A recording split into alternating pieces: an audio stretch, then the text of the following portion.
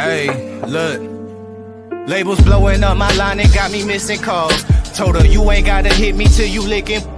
Feel like ZVF, baby, I be cooler than the mink weather. Make a Coke bottle, give me brain till I think better. Back up on my again, hanging out with Benjamin. Franklin got me stanking in the Lincoln, talking dividends. Look at what we did again. Brother DMG the poet. Y'all know what it is. Before we get into our spiel, I gotta do my spiel. Let me say God bless to all my Christian brothers and sisters. Let me say Hotep to my Kemetic brothers and sisters. I want to say shalom or shalom to all my Israelite brothers and sisters. I want to say assalamu alaikum to all my brothers and sisters in the NOI. I want to say Islam to all my Moorish brothers and sisters. I want to say peace to all my brothers and sisters in the nation of gods and earth, them 5%ers. I want to say what's up to all my Rasta brothers and sisters. Salute to all my atheist brothers and sisters. What's up to all my Abo brothers and sisters. Big what up to all my Naga brothers and sisters. Last and certainly not least, I want to say Jambo to all the rest of my brothers and sisters all throughout the African diaspora, be it here in the wilderness of the United States of America or beyond. Y'all know I say that greeting for one reason and one reason only. It's because if you black, I'm with you. And I hope that you with me. Our different ideologies should not keep us from uniting. We can have unity without uniformity. And guess what, family? As hard as it may be, we can disagree without being disrespectfully disagreeable. With that being said, family, let's get into it.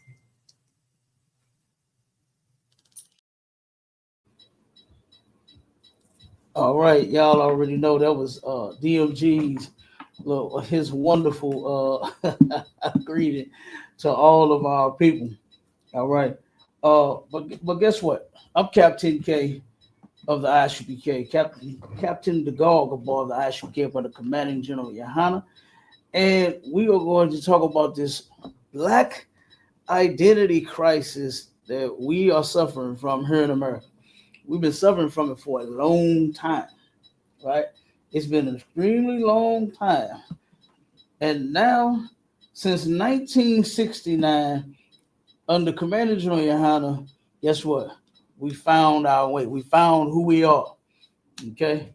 We know who we are as a people now.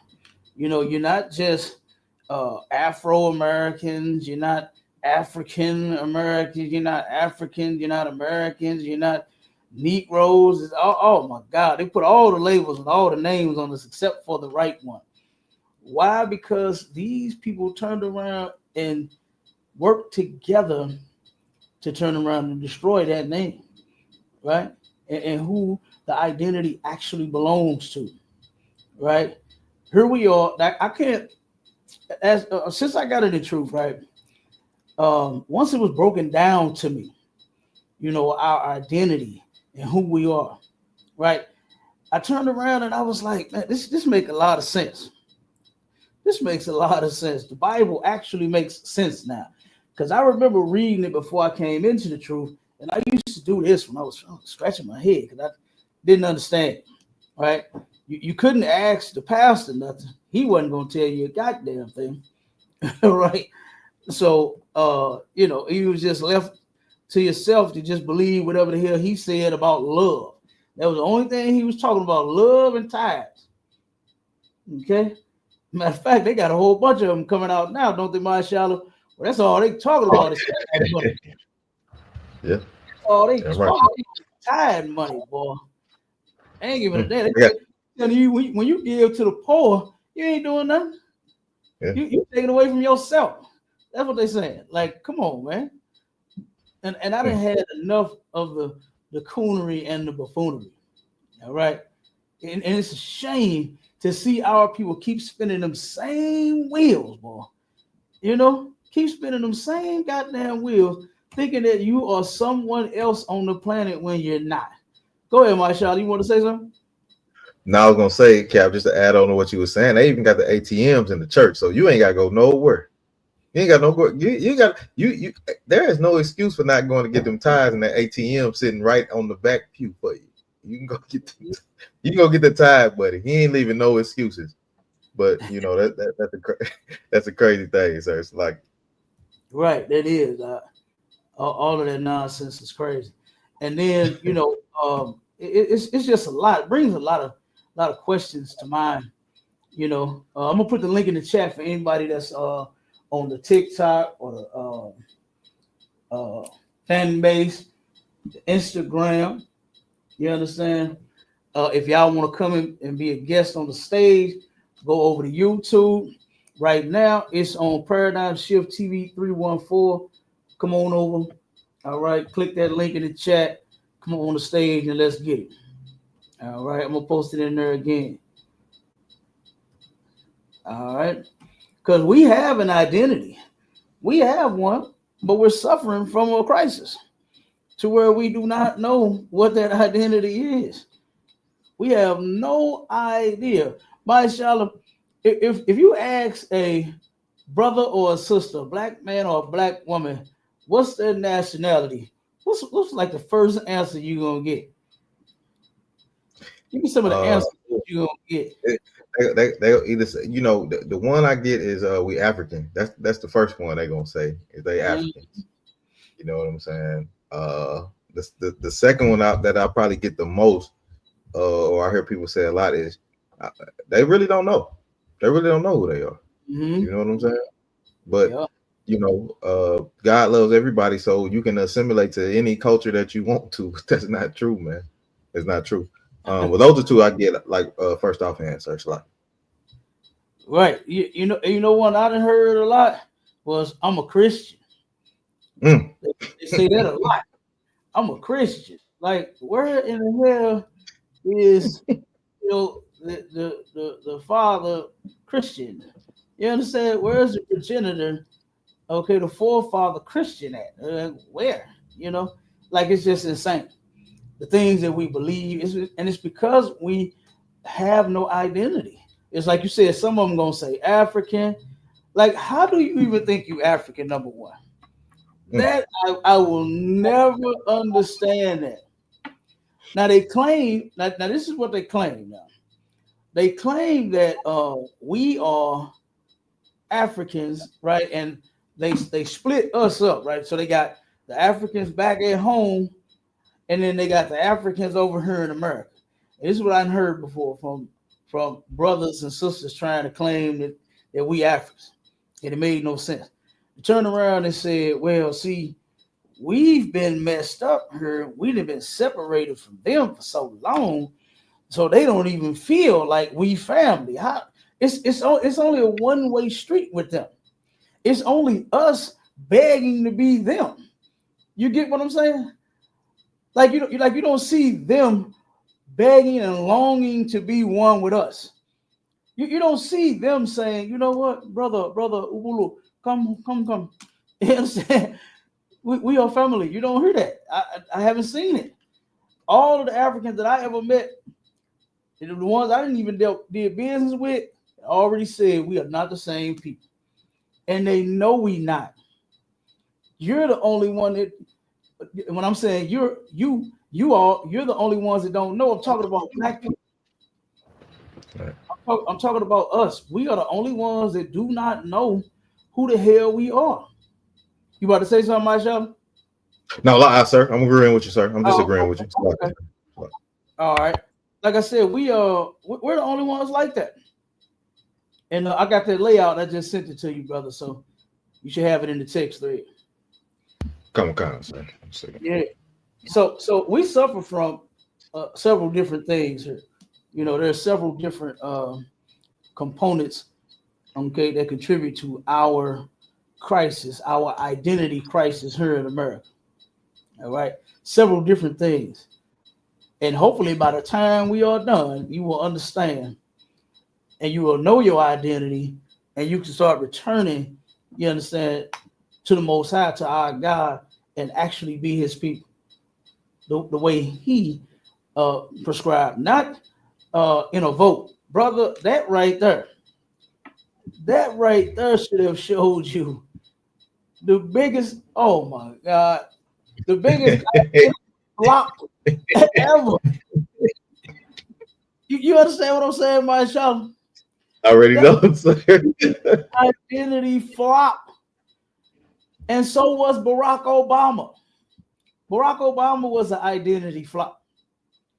Now they was mad at Donald Trump for calling out Kamala Harris's blackness and pulling her black card that she ain't even own. You understand? That she don't even possess. He pulled her black card just to see just how black she really is. He said, wait a minute. He said, when did she become black? Like she's always represented another culture, another people, right? When did she become black? And they was really mad at that man for doing that. Me, I didn't care. But when I looked it up and found out that she was not black, I was like, whoa, what is wrong with our people? Why are we always so welcoming of everybody else?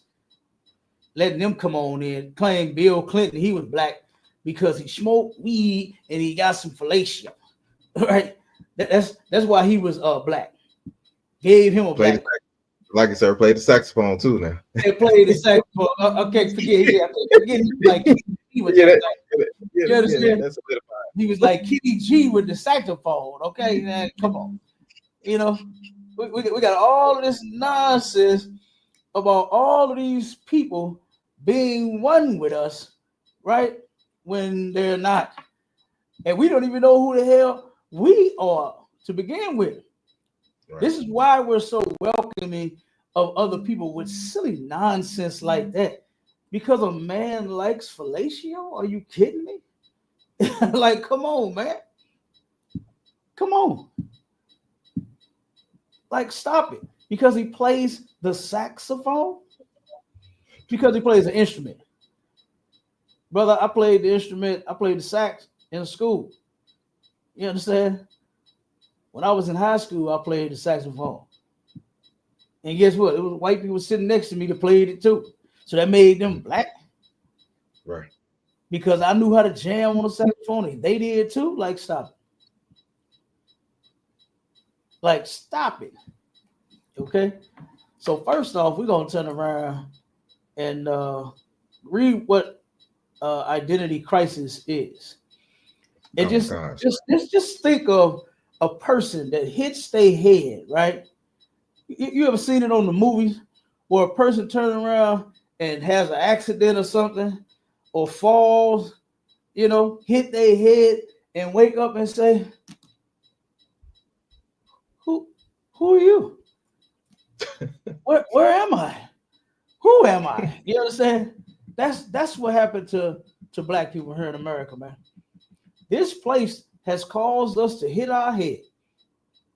And then wake up. Now we wondering where we are, what we doing here, and who are we? That's what's going on. But read that definition for me out. Khan, sir. Identity crisis, a period of uncertainty and confusion in which a person's sense of identity becomes insecure, typically due to a charge in their expected aims or role in society. Oh, okay, so we turn around and a person is insecure with their identity and who they are, right? To where they turn around and they're like, damn, like what's going on? You ever see, like someone get afraid in the movies? You ever seen it? They be afraid because they don't know who they are. And they're trying their best to remember. They're like, just like, oh, if I could just remember something. Yes, said like the person falls apart when they don't know who they are, right? And look at how we have fell apart, not knowing who we are, man. You understand? I would love for somebody to turn around and tell me now if we not and now y'all know we going to the Bible. You know we going to the Bible, right? Matter of fact, give me that scripture. Give me that Isaiah 1 and 3. Come on, sir. We got to go there because this is what will help you get your identity back. You understand? Your nationality is found in the Bible.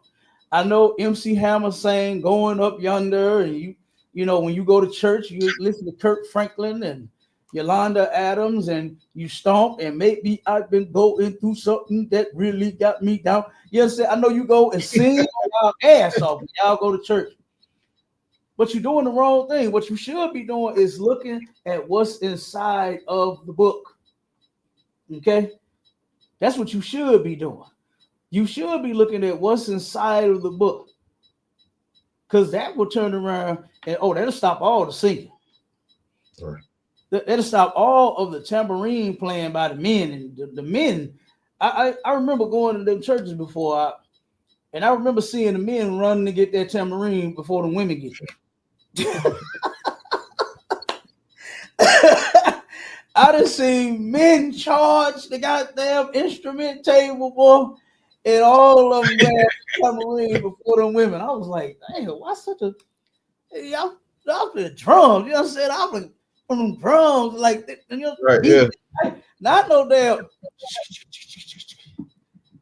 That shit sassy. That shit sassy as hell. Like they Hey, but look, if y'all wasn't singing over the book, you would know your identity, you would know who you are, and you wouldn't be like what the definition says, insecure. You would be secure. You understand? Right. That's what you would be. You would be secure, man. You know? And I'm gonna read this scripture. Give me Isaiah 1:3. Give me that one. Come on, sir. In the book of Isaiah, chapter 1 and verse 3, the ox knoweth his owner, and the ass his master's crib. Mm-hmm. But Israel doth not know, my people doth not consider.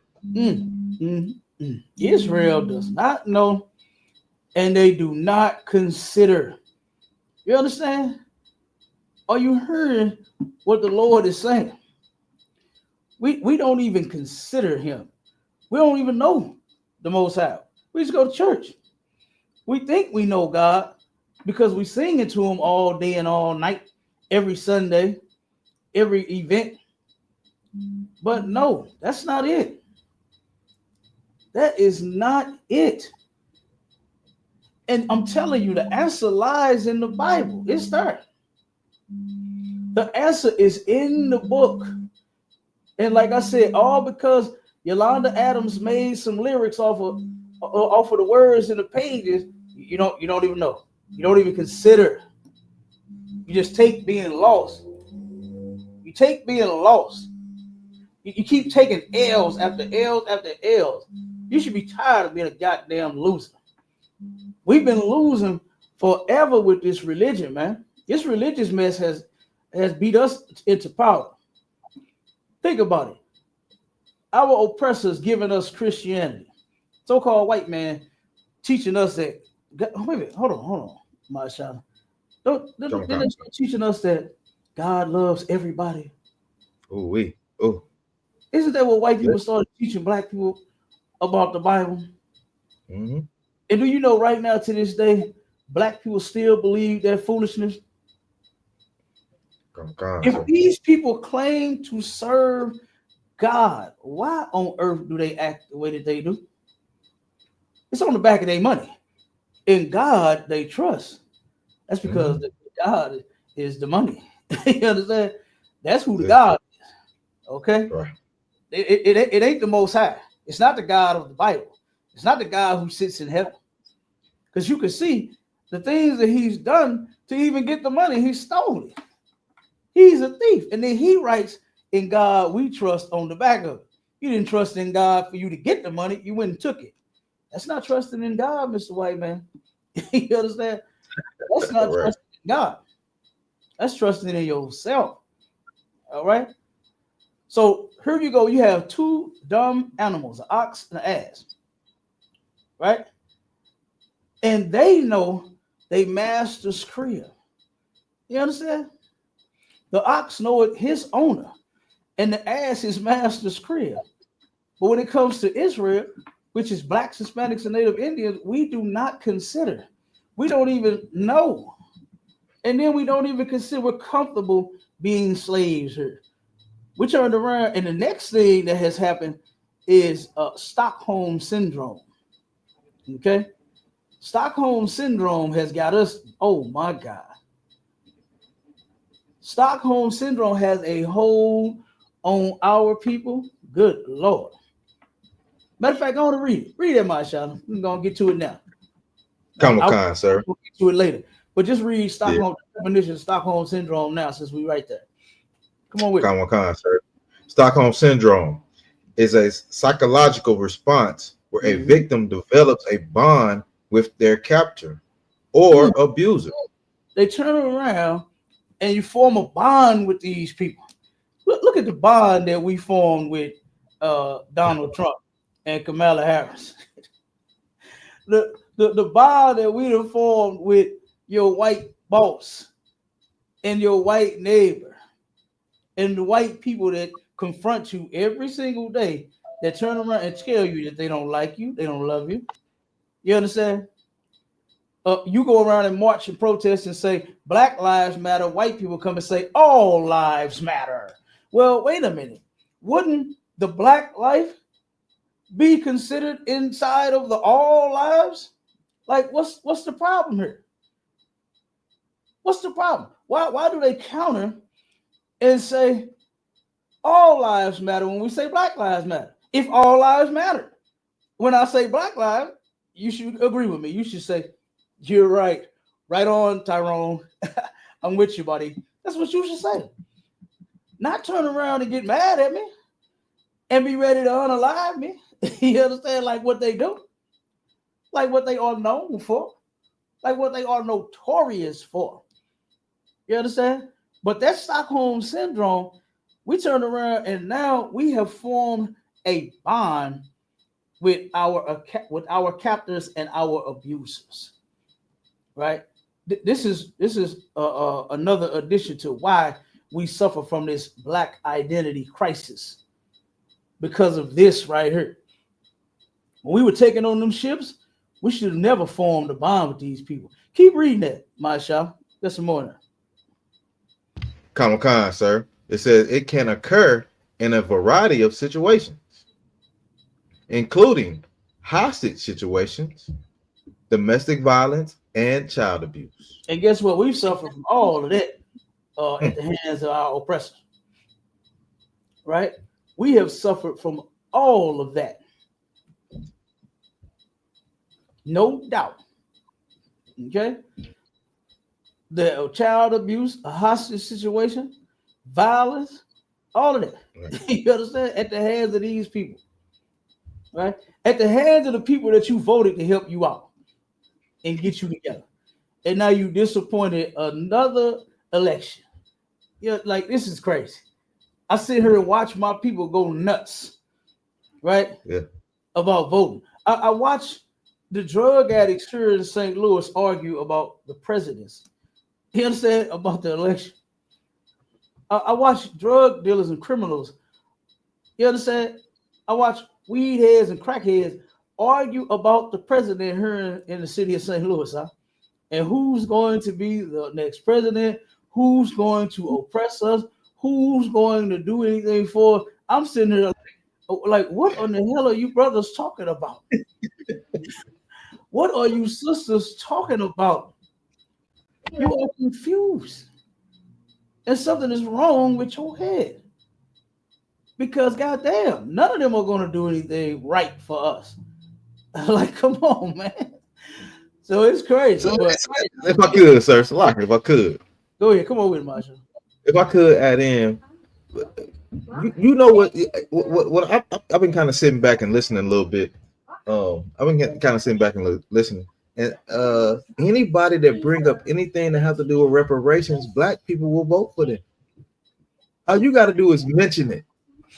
You don't have to go into no detail. You don't have to say, well, this is what I'm going to do to make sure y'all get reparations or anything. They don't say none of that. They'll say, well, I think y'all do deserve reparations. And the whole world does. You know what I'm saying? But why we can't get it? But you can send billions over to Ukraine to drop bombs on each other, blow each other up, and do all that. You know what I'm saying? So that's just crazy to me, sir. You know what I'm saying? It's a lot. Yeah, they do. Absolutely. And then to the brother Timotheus, you can click that link in the chat, brother, and come on up and put it again, put it in there again. If you want to be on stage, you understand? Because the brother's comment says, I'm confused. The white man gave black people Christianity, but it's the same book. So it's more of a perspective thing there. Here's the thing, brother. The white man gave us Christianity, which is nowhere found inside of the book. Right. Christianity has absolutely nothing to do with the Bible. All right. Christianity is a false religion. Okay. And it has nothing to do with the book. All right. So, like I said, if you want to come up on the stage, we can have a discussion. All right. And Officer Bond in the building. Shalom. Shalom. What's going on, Word? Damn right, mighty man. Super fly. It's super fly. Okay.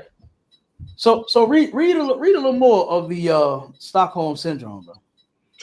Khan, sir. It says including hostage situations, domestic violence, and child abuse. The terms come from a 1973 bank robbery in Stockholm, Sweden, where the hostages developed an emotional connection with their captors and even tried to protect them. Mm-hmm. That's crazy. That's crazy. You being held hostage, and you turn around and form a bond with the people that put guns to your head, duct tape around your mouth. You understand? Rope around your ankles and your wrists, and then now no, don't shoot, no. You understand? You protecting them. Like, that's crazy. Here they come to save you, and then you turn around and side with them, with the people that then took you hostage, that took you captive. Like, that is crazy, brother. I was watching a movie. I can't remember the name of it, but it was about a dude who was kidnapping young women, right? I don't think that they were minors. I believe all of them were adults. But he was kidnapping them, right? Taking them to his house. He would torture them, so have them there for weeks at a time or whatever. And then, of course, he would end up, RAPing them. And then after that, he'll let them go, right? And as he unchain them, after they wake up from the RAP, they turn around and unchain them, and they'll get up and try to get out the house.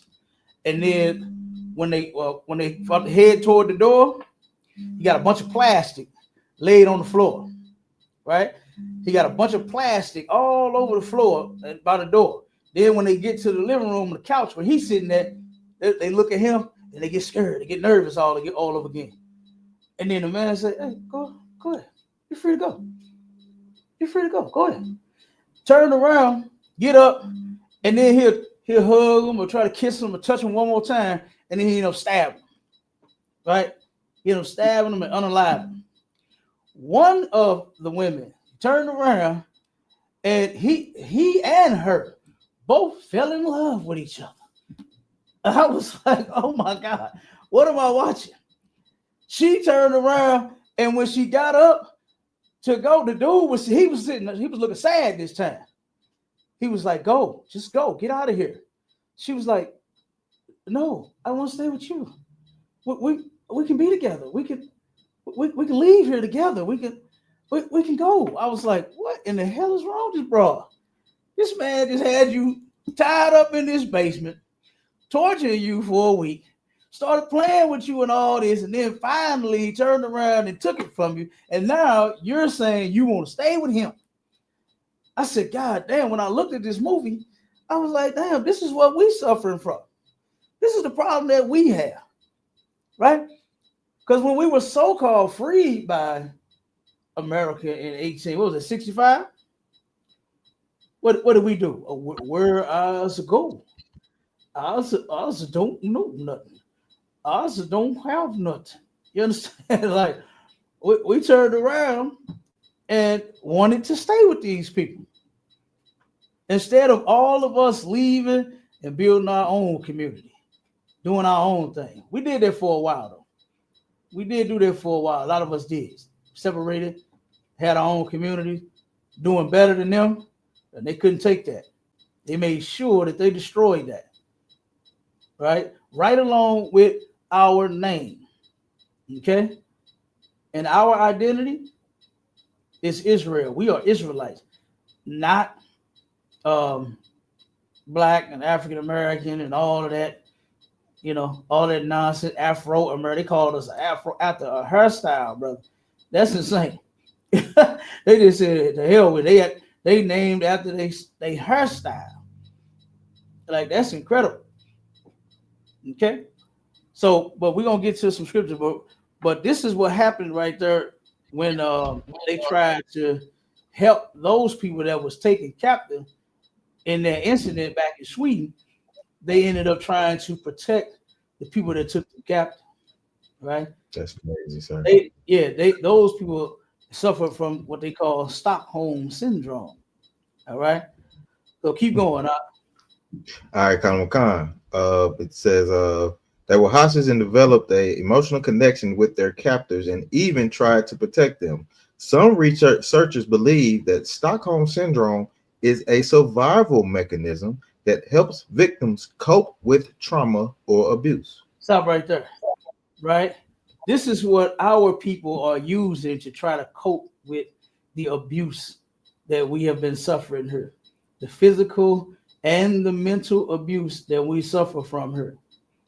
You have brothers, sisters and brothers even crying about this election. They are sad. And the only thing they know how to cope is, guess what? Well, if we got Kamala in there, we got Trump in there. Neither one. The white woman or the white man, she's not black. That's like what could say. Go ahead. So you know what? And when it comes to that what you're talking about the election and black people and stuff like that, it's so much aggression on both sides. You get what I'm saying? Because the woman is saying, hey, if you ain't did this, if you ain't did that, if you ain't vote for no woman, you out of here. You know what I'm saying? Mm-hmm. And the man on the same side, look, I'm taking control of this house again. Why does it have to come to this elections for you to even be able to do any of that? It doesn't make any sense to me. Right. You know what I'm saying? If you're a man of the household, do your thing, run your household. If you're a lady in the household, do your thing as a lady and do your thing that lady's supposed to do in the household. Why does it have to come to two oppressors going back and forth that don't care anything about none of y'all households? They don't care nothing about it. And now y'all in an uproar fighting against each other. So like it, sir. I mean, it's just a crazy thing to me. Yeah, absolutely.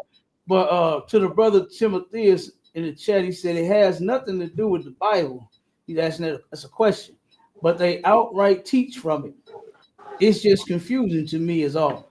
And that's what I'm trying to let you know, brother, is Christianity is not found in the Bible.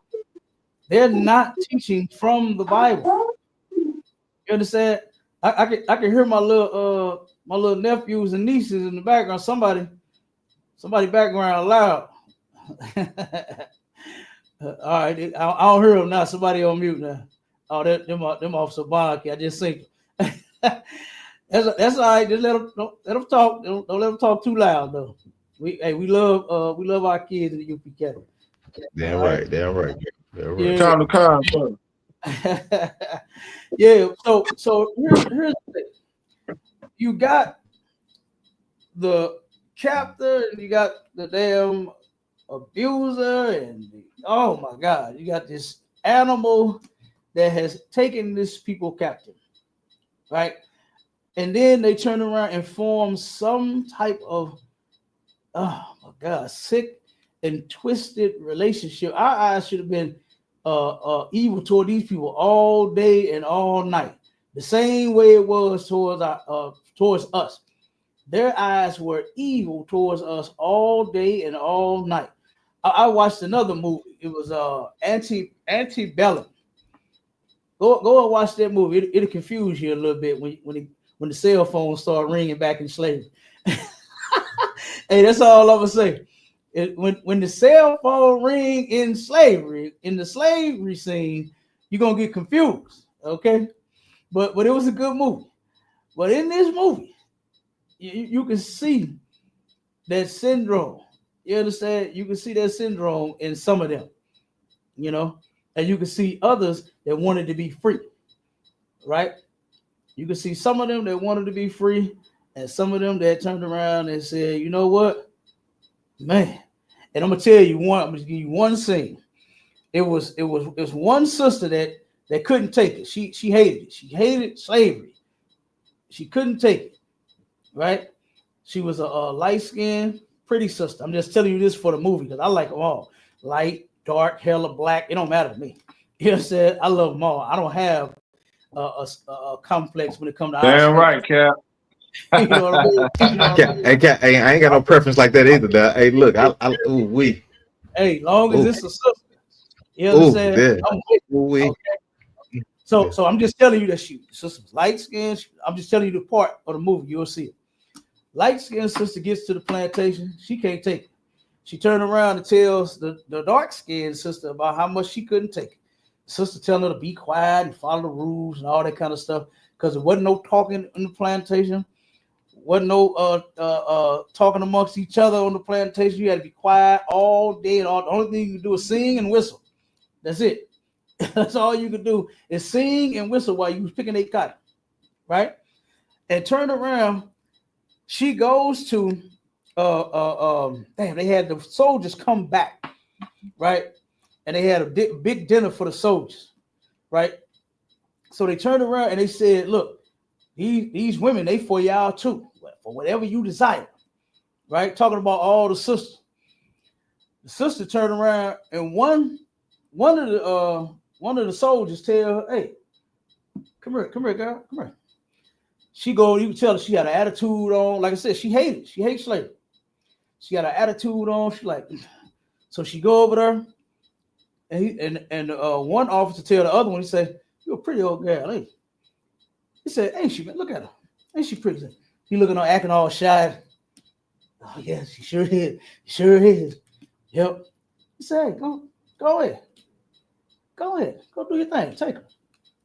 She goes to the back with him, right? Now, here she go, thinking she done formed a bond with him. He come into the room. She said, what's your name? We haven't formally met. This broad acting like she on a speed date or something. She done forgot real quick that she a slave.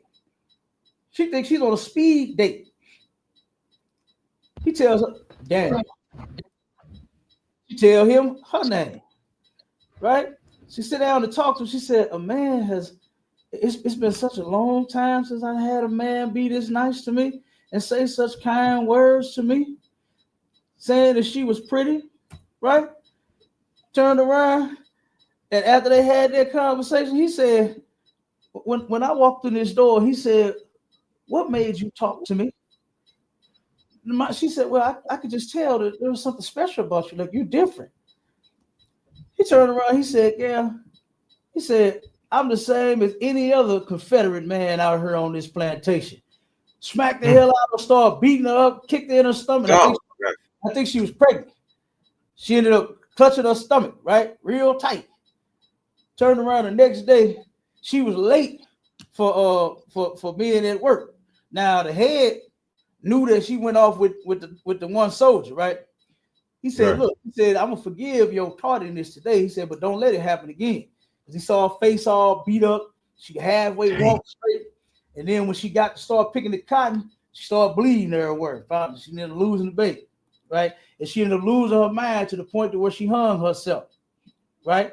But the point I'm bringing out is that she turned around and for 1 second, she forgot who she was and where she was at. She thought she had formed a bond with these people. You understand? She thought she formed a bond with Daniel. And Daniel let her know right off the flip that I am as Confederate as any other man out here. So what does that mean? He said, I hate niggas just like every other white man out here. That's basically what Daniel was telling her. And Daniel beat the snot out of that sister too, huh? Beat the snot out of that sister. Yeah. Okay. So the point is, don't forget. Don't try to get comfortable here with these people. I pulled this scripture out earlier that this is not your rest. We should not be trying to rest here. We should not be trying to get comfortable here. We should not be, what's that old silly nonsense in the black community where you what did it say? You keep your friends close, but your enemies closer. How that go? Yeah, I don't. Yeah, keep. Yeah, that's it. Keep your friends close and your enemies close. That is wild. Something like that. Something ridiculous. It's like that. Go ahead. I know Officer Bond was trying to jump in. Go ahead. Oh, okay. Okay. Go ahead. What'd you say, Bond? Sir. Go ahead, Marshall. Yeah, they come on concert, the water. Yeah, that's what they say, sir. Keep your friends close and your enemies closer, man. That is a psychological problem that you have right there. Yes, that's why I mentioned it. Come on, keep going. That's a psychological problem because you think to keep your enemy, somebody that's you notice your enemy and you want to keep them closer than a friend, than somebody that can, like, that's a psychological thing, sir. You know what I'm saying? I'll let you break it down even more, but I never got that when they said that. You know what I'm saying? Keep your friends close and your enemies closer. It just didn't make a whole lot of sense to me. And then especially if you being like in the hood and the neighborhood and stuff like that, like that, it doesn't make any sense. Why am I watching my enemies? You know what I'm saying? You should supposed to keep them way far from you. Right. You know what I'm saying? So it's great. Salaki, if I may. Go ahead, Amar. Hey, like what the officer bringing out is heavy, like, to the point where we gotta point the finger at these other religions, man. There's people off in these churches, man, who always coming up with these sayings, man. You know what I'm saying? These vain janglings, man.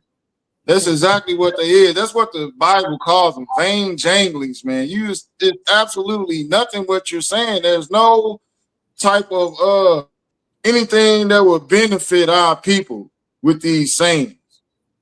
You know, but yeah, and still they coming up with them all the time.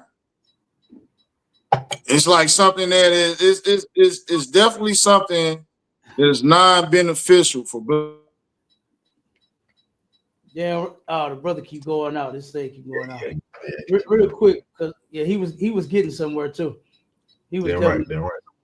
The brother Timotheus he stay confused. He don't understand. He said, just come up, man. Yeah, all you gotta do is you gotta do. Absolutely, but he says she not black, but you just said we are not black. So is being called black the issue or not? I'm so confused, brother. You are very confused. You are very confused. I'm talking about this crisis that we're suffering from. You understand? And I'm saying that she's not a black. She's not one of us. That's all I'm saying. And of course, we call each other black. There's nothing wrong with us saying, "Hey, what's up, black man?" I done did that when I was in the world. Brothers used to walk up to each other. "What's up, black man?" You know what I mean? Nothing wrong with that. Nothing wrong with that. The Bible even says that we're black. So there's nothing wrong with that. But the thing is, we don't know our identity, brother. That's the point that I'm making. I didn't say no was wrong with calling each other black. You understand? Nothing wrong with that. But we don't know our identity. That's the whole point. And that's what we're about to get to. So yeah, if you won't come up on the stage so we can have the discussion, so we ain't got to keep reading these comments, brother. And then he said, if you don't watch your enemies, you'll never see the bullet coming. How about you learning to do what the Bible said, right? How about you learn to do what God said do about your enemies? Give me Ecclesiastes 6:13.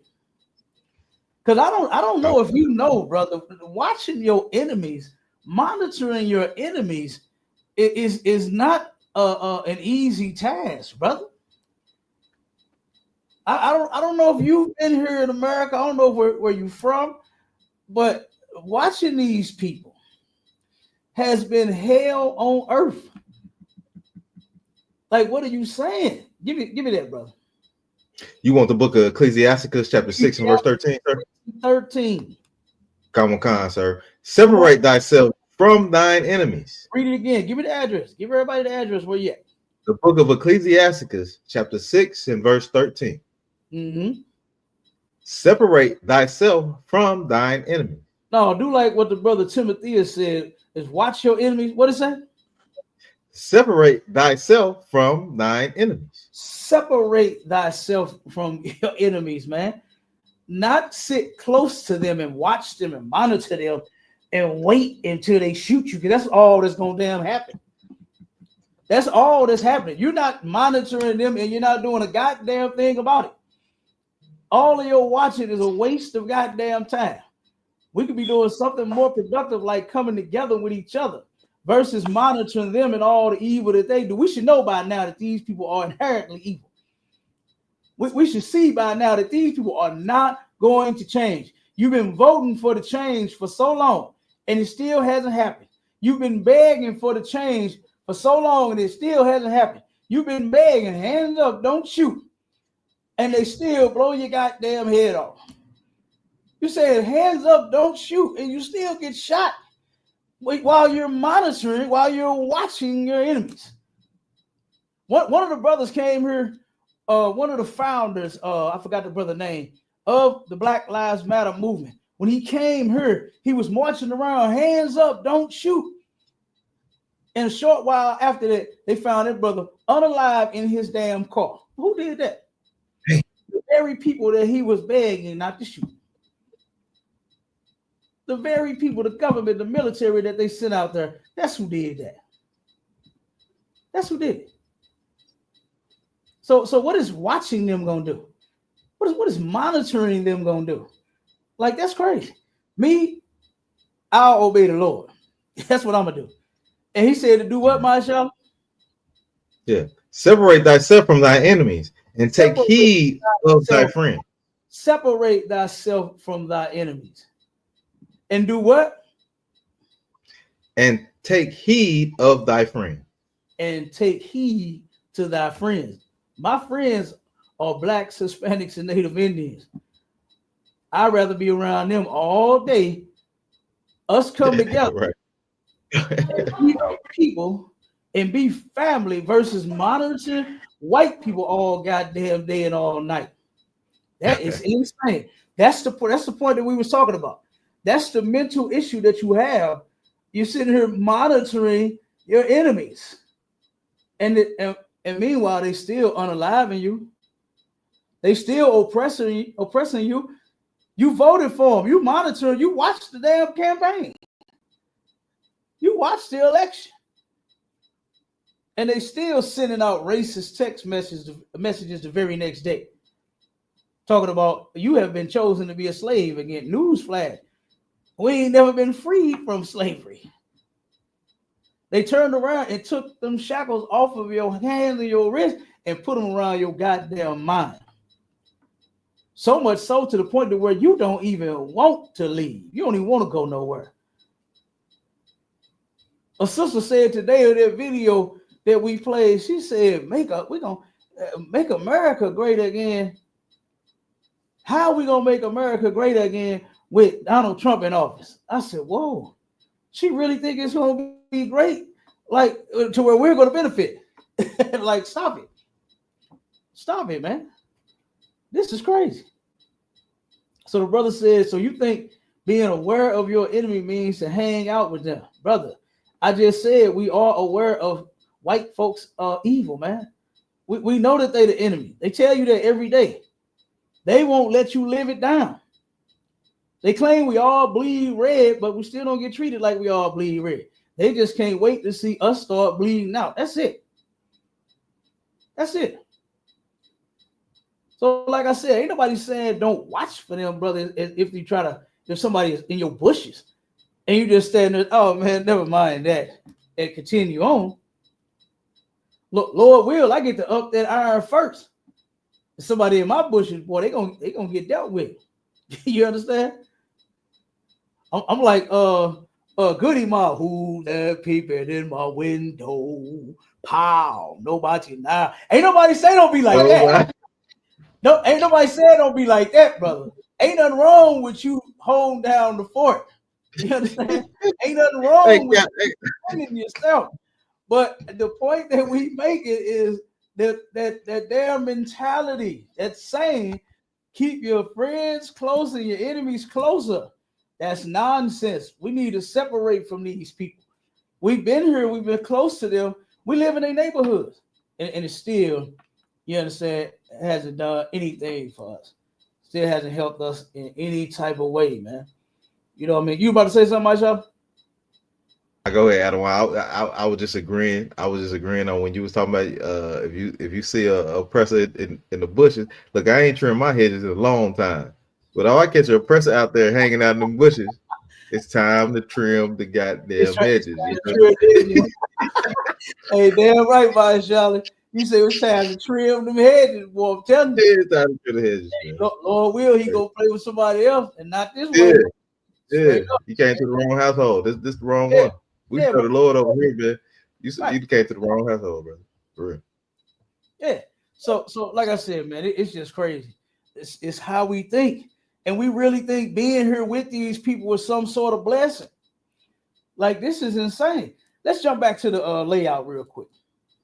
Come on, sir. Come on. Mm-hmm. Let's jump back. All right. It says some researchers. So we're still on Stockholm syndrome. It says some researchers believe that Stockholm syndrome is a survival mechanism that helps victims cope with trauma abuse. Victims may develop Stockholm syndrome by showing compliance and gratitude to mitigate further harm. Okay, so what that's doing is you know how black folks, how they act on the movies, right? On all the slave movies. It's yes, sir, master. Yes, sir, master. I have to do it right now. I on it right now. I have to get it, master. No, yeah. I have to get it. I have to do it, right? Because you know that whip coming. You know what I'm saying? Seconds after that. So you think being in compliance, right, and showing gratitude for these people is gonna stop your back from getting cracked. But guess what? No, it's not. It's not. You go and do all that they tell you to do, they still gonna crack that whip. They're still gonna do it. This is Stockholm syndrome. Keep going. Come on, sir. It says rationalizing the abuser's behavior. Rationalizing his behavior, saying, "Well, yes, master just had a bad day.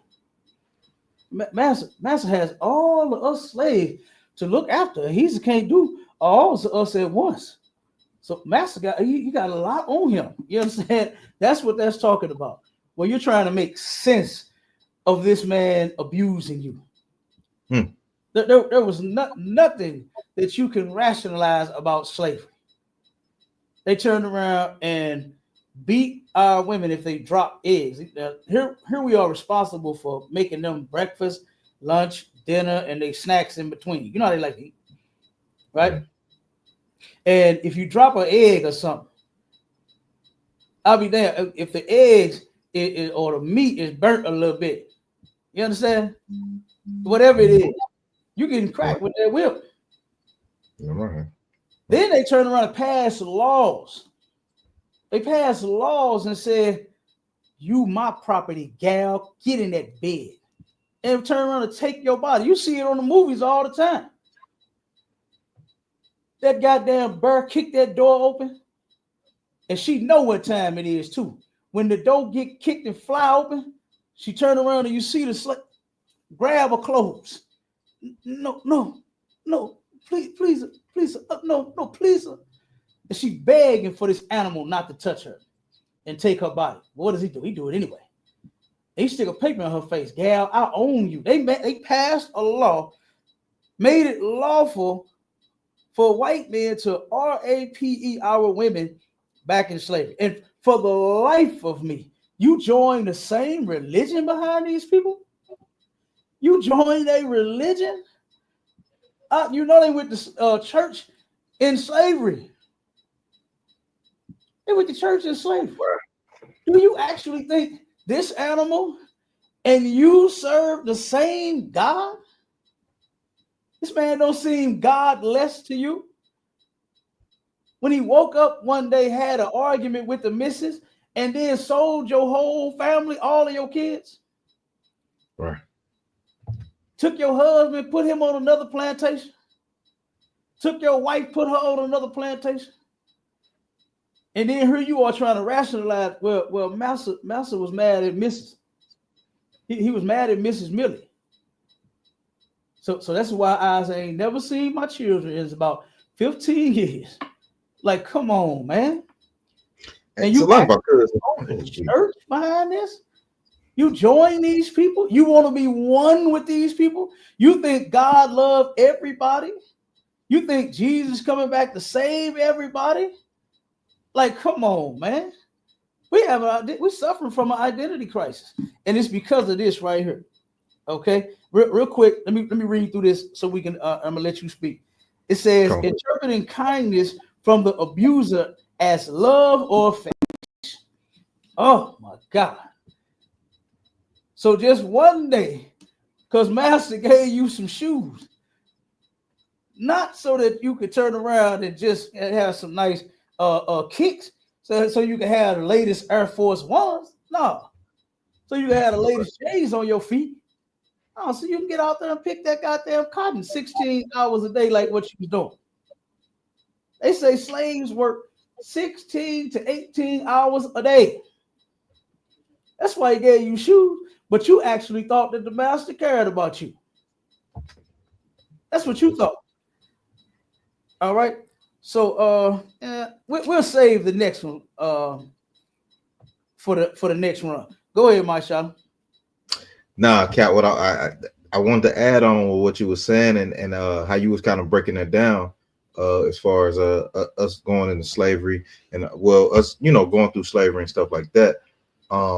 It reminded me so much of our brothers and sisters, our Israelite brothers and sisters coming across the border, because in slavery.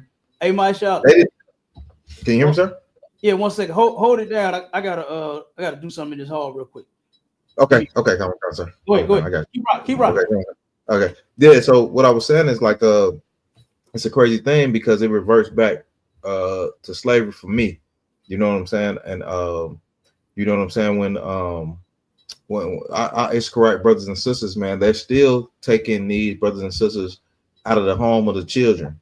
And that was their main goal, to do it for black people, man. They did the same thing, man, and they're doing it all over again, man. It's just repeating itself over and over and over again, man. So it's just the same thing, man. It's nothing different. I don't know how like you say, we should not even be with these people, man. I mean, go make your bread, do what you got to do. But when it comes to actually putting your love and your trust with these people, man, nah, I wouldn't even do it, man. Y'all run from that, man. So now that we'll keep it rolling. Boom, let me see if we got anybody else on trying to come on or whatever. Boom, boom, boom. All right, yeah, we keep rolling. All right. So let's go to the book of John, chapter 8 and verse 31. I thought it was Cap. It says, then Jesus said to those Jews, he's talking to the Jews. He's talking to a certain people. He's not talking to everybody in the whole world. He's only talking to the Jews, man. He's only talking to them.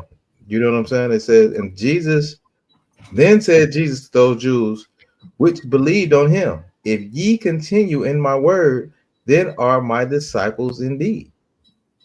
You know what I'm saying? And 32, it says, and ye shall know the truth, and the truth shall make you free, man. And that's a heavy thing that Christ gave to them right there. Because you shall know the truth, man. This is your identity. The truth is your identity. He's giving you the truth. Know who you are, because it's been stolen from you, man. And Christ came back to give you your identity. Oh, so like this, my bad. So like I'm agreeing with you. Go ahead. Yeah, I mean, you jumped a little head of it, but that's all right. I ain't trying to do that. That's all right. You know what the scriptures say? We're of one accord. You understand? Yeah. You just read the scripture out of place, but shit, it was on point. You understand? I ain't tripping at all. Okay, but yeah, we're gonna get back to it. Before I get to the scripture, I want to play this quick little clip here. All right, and I want to show, because I got the religion, right? What ended up happening to us in slavery is one reason why we're bouncing all over the place trying to find ourselves in everyone's culture, in everyone's religion, right? Just think about what's his name? Drew, the Honorable Drew Ali. Noble, right? They call him Noble Drew Ali. That's right. Drew Ali, right? This brother turned around in his religion. He has us calling ourselves Moors, right? Saying that we are Moabites. And when you go into the Bible, the Moabites are the Chinese, right? They're saying that we come from those people, which is not true. Then he has us reading the Quran, which is from the Arabs.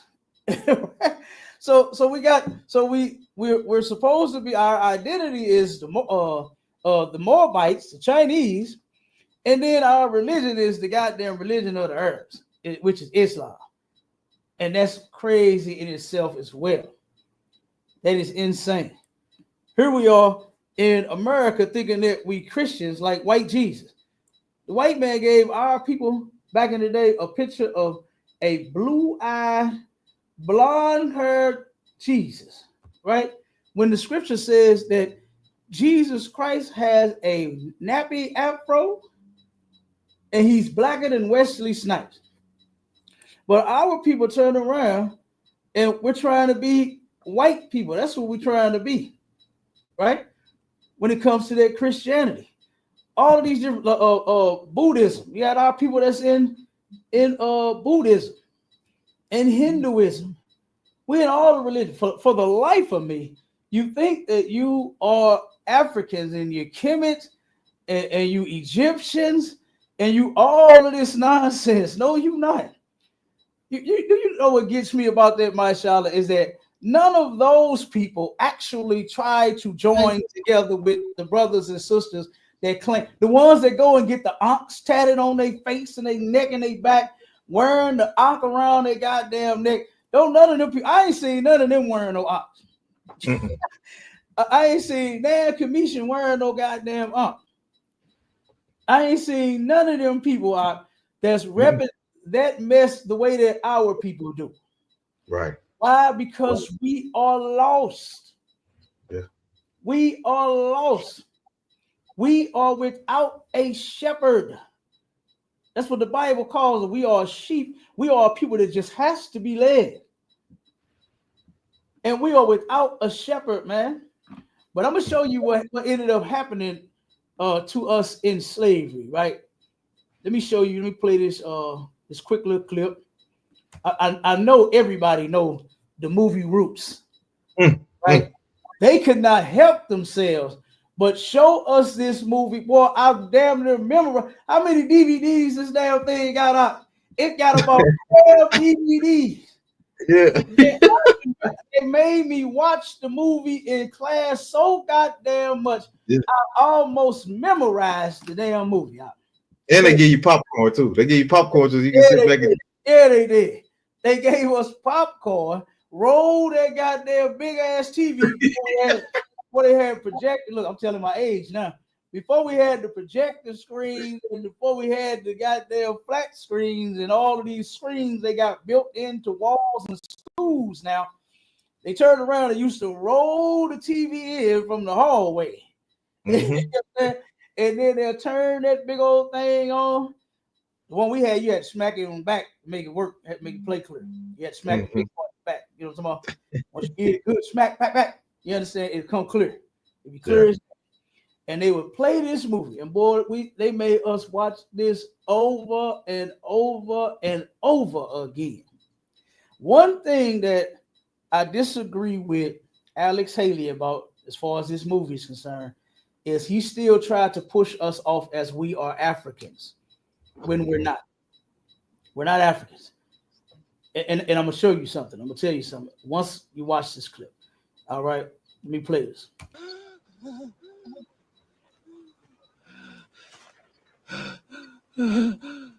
I want to hear you say your name. Your name is Toby. What's your name? Kunta.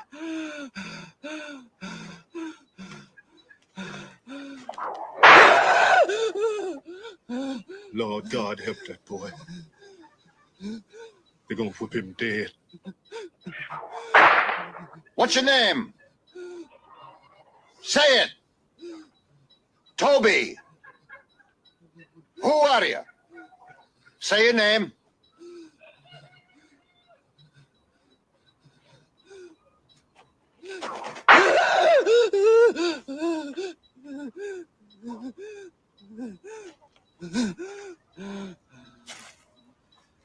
What's your name? Toby.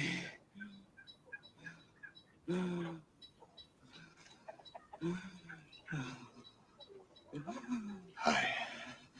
Say it again. Say it louder so they all can hear you. What's your name?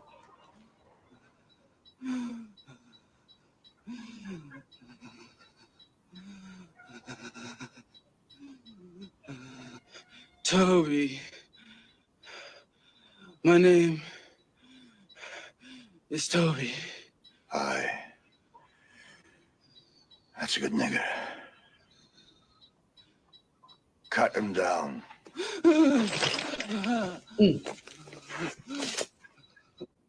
That's a good nigga. Cut him down. Right?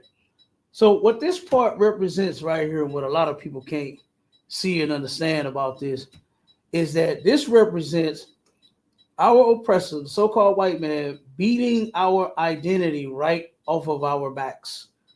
You understand? This man got beat to the point where he said he fought as long as he could. Right. He said it. He says, I am Kunta. And he couldn't take that goddamn whip no more. And he said, Toby. You understand? The brother was sitting there praying for him. God help that boy. They're gonna whip him dead. If I could, sir. 1 second, Warrior. And then they got the brother beating his back. They had the brother doing it. You know, this is how we lost our identity. This is how we don't know the name of Israel anymore. And I'm gonna show you, it's in the Bible. You ready to get that scripture? And then the brother Timothy, is he up on the stage with us? So we give us a second, brother, and we're gonna hear from you. Give us 1 second. But go ahead, my Shala, so we can get the scripture in there and just wrap with the brother. Yeah, come on, sir. So what I did want to say is it's a kind of crazy thing, like you showing that in the past time, right? And we know we used to watch this movie all the time, you know, coming up in school or whatever, or just being in a household. And the crazy thing about it for me is we still doing this thing in real time, right? So this brother is getting abused for not holding up, for trying to change his culture or whatever. You know what I'm saying? Like, he's getting abused. And people are standing around, not doing anything, not coming to the brother's aid, not doing anything. They so scared of this oppressor, they're not doing anything. And that's kind of what the same thing we do today is when we pull out these phones and not help. You will sit, watch a brother die, get unalived, and not help out. But you'll just sit there and watch, man. It's a disgusting thing to me, sir. Like that is disgusting, man. To sit there and watch that, and it plays out again, like in what we got going on in today's time. So I'll say like yo, man. Absolutely, absolutely. They let me see. I was trying to find that clip. Which one, sir? I ain't got it. Okay, let me see. It is when he remember when he said, "My name Kunta." You understand? Mm-hmm. He was trying. Yeah, he said, "I say I'm Toby, but I'm Kunta." Mm-hmm. And he passed that down to his daughter Kizzy. You know, he passed that information down of who they actually were. You understand? in this movie. Now they didn't say that they were Israelites, right? But I'll give you one who knew, right? It's the woman that they call Moses. Okay, Harriet Tubman. That's one of our brothers, Captain DeBar. That's his I remember that. Yep. aunt. You understand? I forgot how many great aunts she is, right? But that's his great aunt. And we got clips of his family. I mean, his family and her family saying that yes, she taught us that we were Israelites. I'm gonna play that clip too, because this is a whole lie that we've been taught that we as Africans back in slavery. Because even when you look up the old postings from like newspapers and when they were selling slaves, they said that they had Negroes for sale. They didn't say Africans. Right. They're right, Cap. Right. You understand? They're right.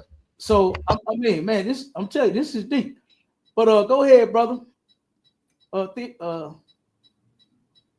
on. Let's see the brother. Timothy. Oh, shout out! Right on. I was saying I don't know what happened to y'all live because I'm gonna share my screen right now. You can see.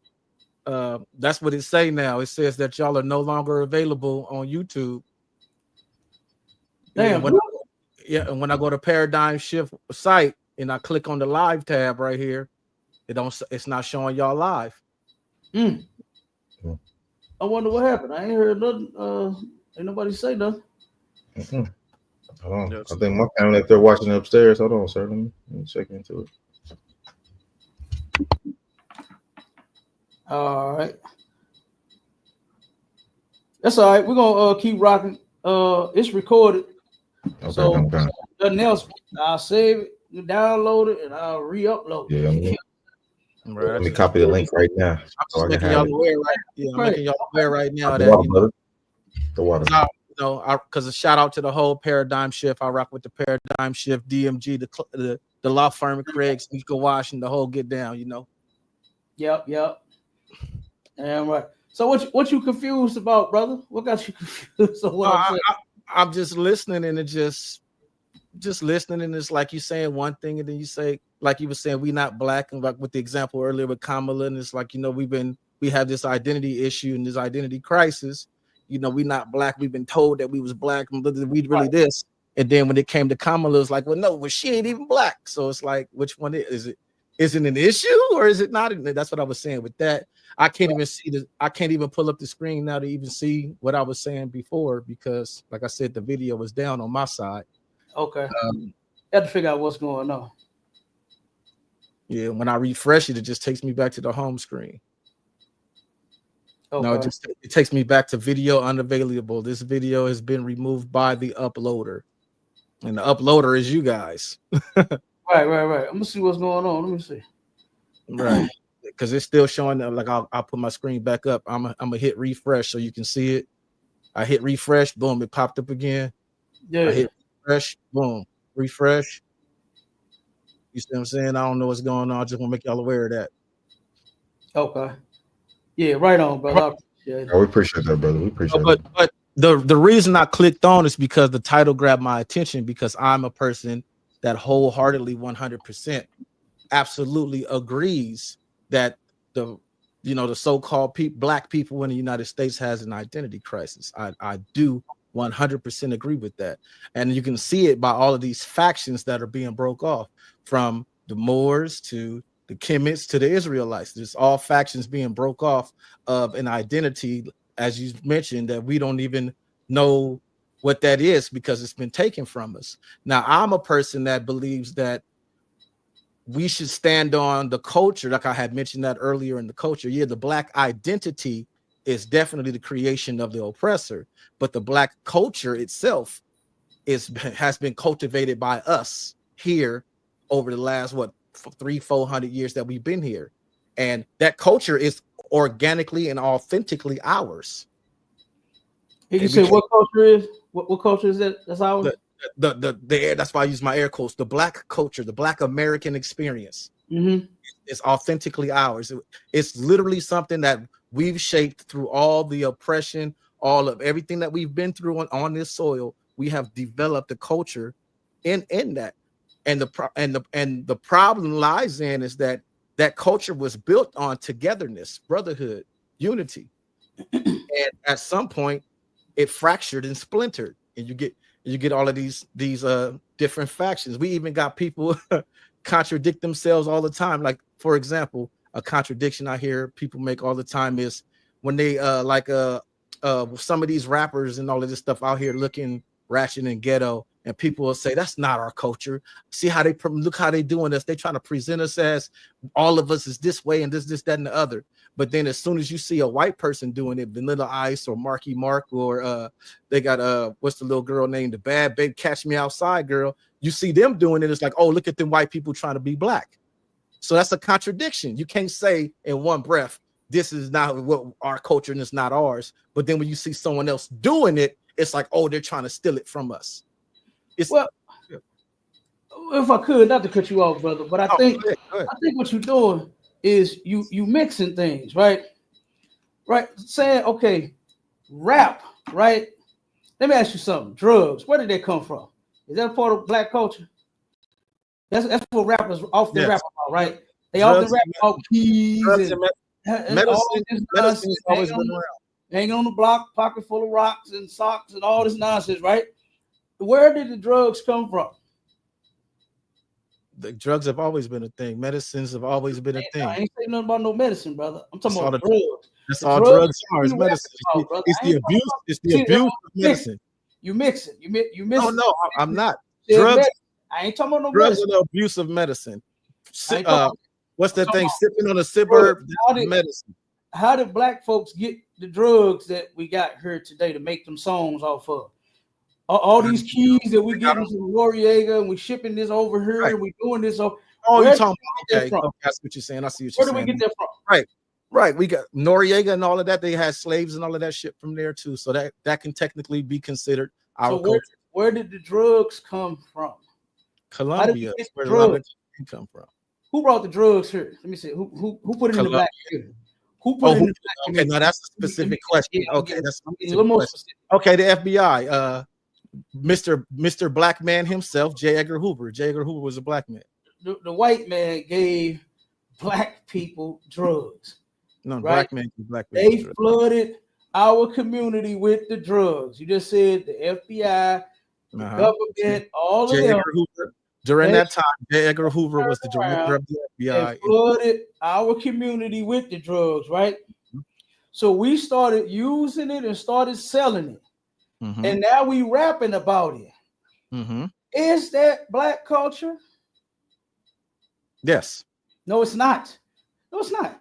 Yes. If drugs was forced on us, if we were forced to turn around and say, hey, man, go, and when I'm saying forced, right, I'm saying that they convinced us, right? Not like they put a gun to our head and say, get on the corner and sell this dope. They turned around and said, hey, man, you poor anyway, man. Go ahead and sell this dope, man, and make this quick money. Watch how fast you get it. Watch how they come to you. Watch how all the women come to you and all the men are strung out on this door. They're going to bring all their 10s and their 20s and their 50s and their 100s to you. They're going to get their whole paycheck and bring it to you, and you're going to get paid. If this was designed by white people, how is that our culture? How is it designed by white people? Because you do know, let me explain something to you. I forgot. I got to look up. Commerce is not invented by white people. Selling stuff is not. We ain't talking about commerce, brother. That's why I say you mixing things. No, I'm looking at it directly. You mentioned the music, right? Uh-huh. The songs that we sing with our sisters selling ass and shaking ass and twerking and all. That's not black culture. It absolutely is. That's not because our music has always been us. No, it hasn't always been filthy and disgusting and nasty like what we're talking about. No, it has not. You're mixing stuff. Hold on, just one second. I got you, bro. Just one second. Rock me for a second. I got you. That's not a part of our culture. This stuff has been forced on us, brother. When you go look back in the day, our sisters wasn't 304s and thoughts to the degree of all disgustingness like what they are today. They were not that. You just admitted that the white man flooded our community with the drugs. So here we go. They made this a way of life because they wouldn't give us a job. They turned around and what you know what I'm saying? They denied us from every damn thing. It's statistically a fact that when you deny a people of resources and jobs and money, guess what? They're going to turn to crime and drugs. They're going to. And the white man No took matter a what people, race they are. he That took is a true. That's people that was sociology 101. already low, already on the bottom, right? And gave them something else to ease the pain a little and to come up a little bit. Whichever It's one like you my good sir. want. 1 second, word. You can ease the pain or you can come up off of your people, right? That's not our culture, brother. That's not our culture. We took and made this shit like what you saying as far as the white girl trying to be black, just simply her rapping and acting like she's us.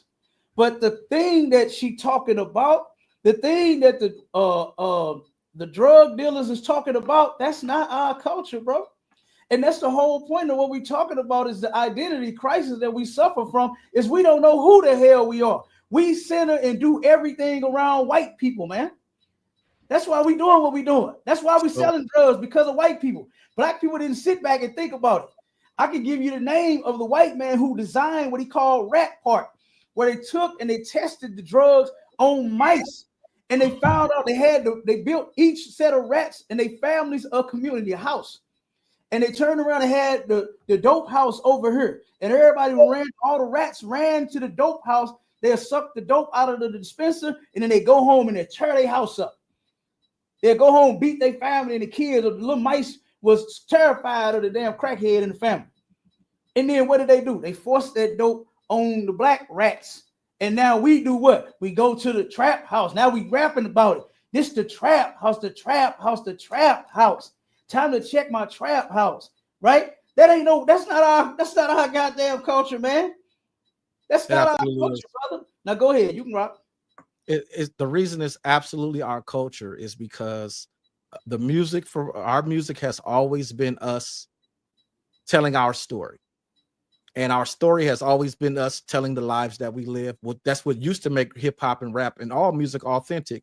Now, something you said earlier about our women sisters ain't always out here being thoughts. Look up a sister named Lucille Bogan from the 1920s. She has a song called "Till the Cows Come Home." It is the filthiest song you'll ever hear in your life. It's filthier than Sexy Red, and it's from 1920 something. So it's not new. None of it is new. None of it is new. Ain't nothing new under the sun. that type of get down.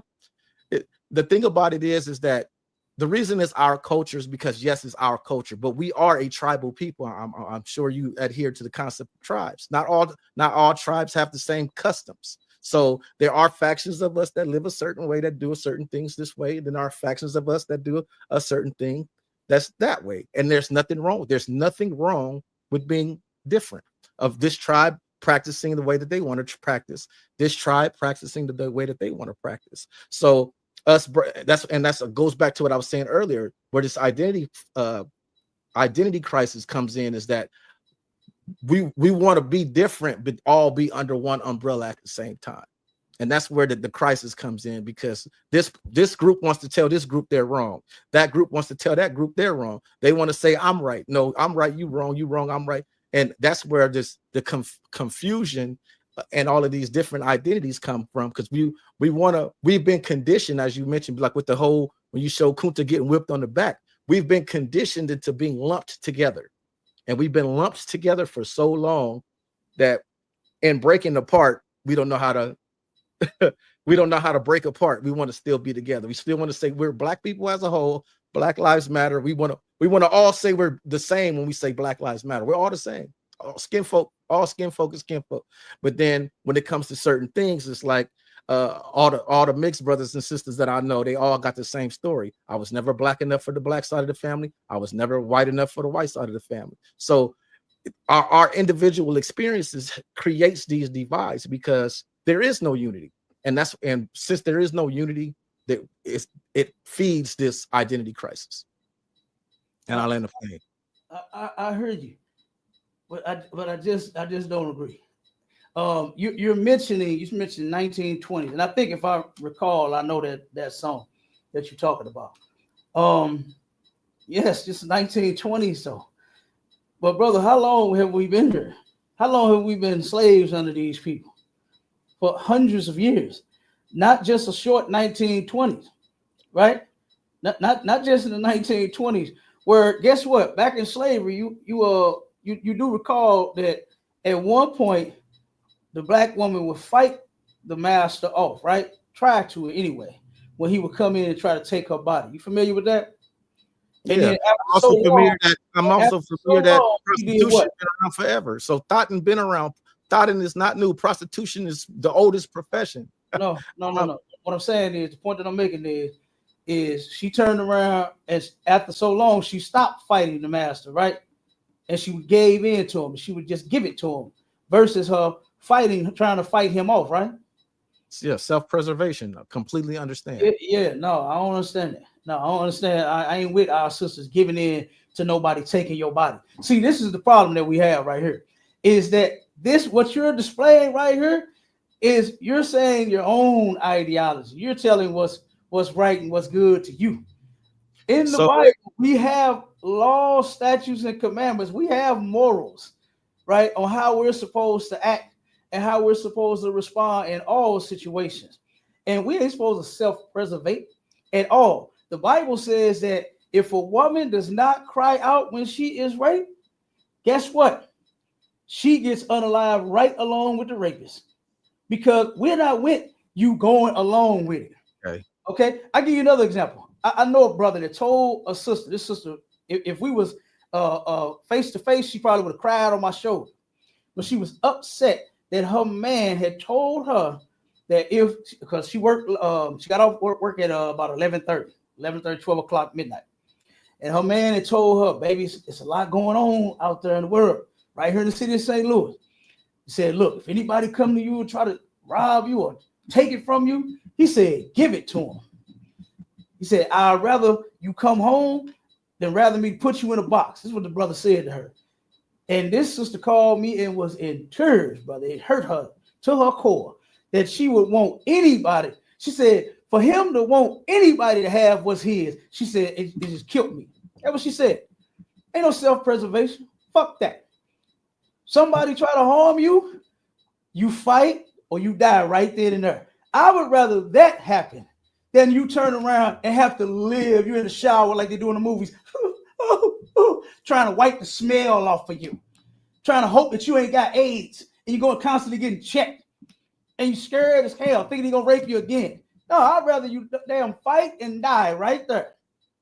Versus fight and die and leave your children to be to the whims of whomever is left to the system. That makes better. That's better. That's better. So she's gonna die, and if ain't nobody there to take care of her kids, they're gonna go into the system, and now these kids now potentially risk being assaulted in the system. That's a better alternative.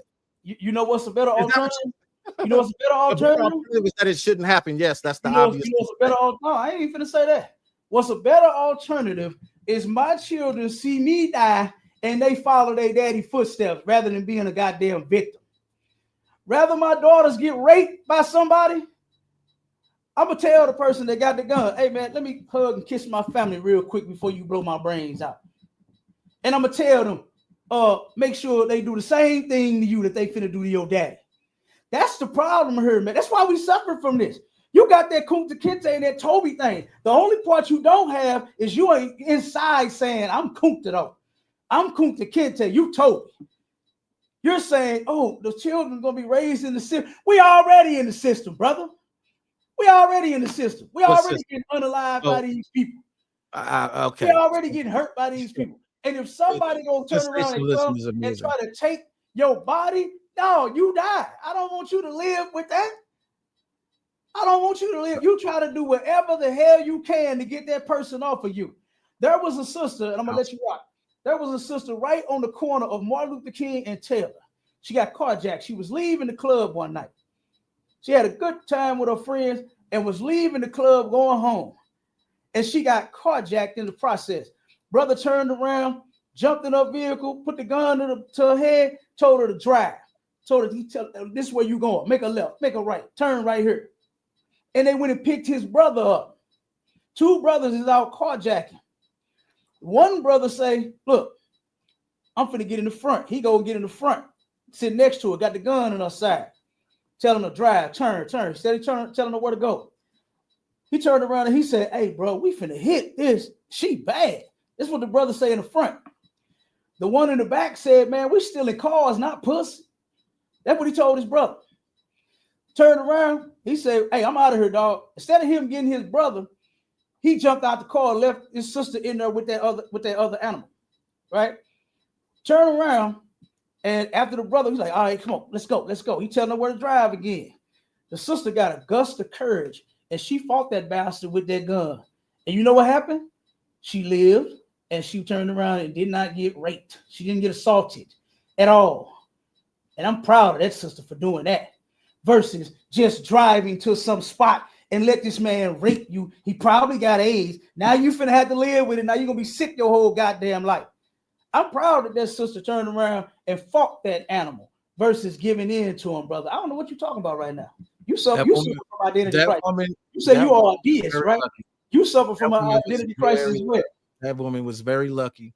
And she was courageous. She was lucky. She was courageous. She was lucky. She was brave. I give her that too. She was right. She was brave, but she was lucky because he could have easily boomed and been a necrophiliac. Hey, that's all right. She took that chance. She took the chance. You know that sister had more balls than you. That sister had more balls than you. I don't know that woman. I don't know that woman enough to know her. No, I don't know that woman's enough to know her circumstance. I don't know what she got to live for and what she don't got to live for. Me, myself, personally, I have small children that I'm going to live for.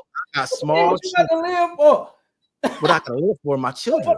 I'm saying, but what I'm not like the black men that walk away from their kids and knock up all. I ain't saying you are. I'm not one of those. Say you are. You don't look like one of the brothers that are. But we're talking about a life or death situation.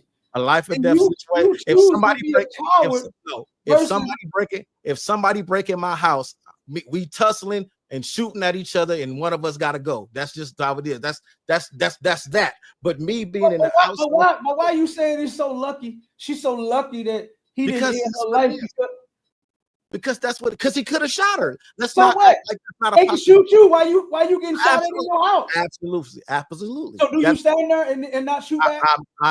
All I'm doing is stand there and not shoot back. No, I'm saying I'm acknowledging. You're going to shoot back, right? Yes, I'm acknowledging all. So at any time, do you turn around and tell if a gunman, God forbid, we'll just put it on somebody else, just a random girl being captured by a man, right? And then you're there to witness this. Would you turn around? I'm not involving myself in a stranger. That's me. Huh? I am not involving myself with a stranger. My name is Bennett, and I ain't in it. That's all. No. I'm saying the daughter. The man has the father is there, and the daughter is there, and the man, the criminal, is there, and the criminal has a gun to the girl's head, and the criminal said, "I'm about to take this." The father's advice is going to be what? What's going to happen? What does the father say and do? He's going to say, stay calm. It's going to be okay. And he's going to try to bum rush the dude, probably get shot. And then his daughter's going to be attacked anyway. Okay, but why not turn around and say that for the sister? Why not say that she's lucky to be alive because he could have ended her life? Why not bum rush the dude and fight him until he get the hell out the car like what he did? Versus just saying, give in. Oh my God, that sounded terrible. She was lucky. That sounds terrible, brother. That sounds terrible. That sounds terrible to sit here and say that she should just give in to that. I'm not gonna sugarcoat anything. She was lucky. It could have turned out either way. She flipped the coin, and she decided to flip the coin, and she got the outcome that was desirable for her. That's a beautiful thing that it turned out that way for her. It could have turned out a whole lot different. And and that's the difference. I am acknowledging both sides of the coin exist. But see, here's the thing right here. The coward side of the coin don't exist for me. That's the difference. That don't exist. Being a coward, that's not an option for me. You understand? Me fighting or dying for my life. Now that's the option. That's the only option. But being a coward and giving in, talking about a person could possibly end my life, that's what you're going to have to do. That's what you're going to have to do. because you're not about to do what you are trying to do. I'm sorry. I'm sorry. And sisters should do the same goddamn thing. That woman herself even disagree with you. I'm trying to think of that. She cried because her man told her to give in to it. That hurt that sister feelings. And I'm sure you would probably hurt somebody's feelings too if you give them that same advice. Because that's what it sounded like you would say. You would say the same thing, that you would rather see your family. Because you said, well, they're going to be in the system. And then the system going to abuse the system.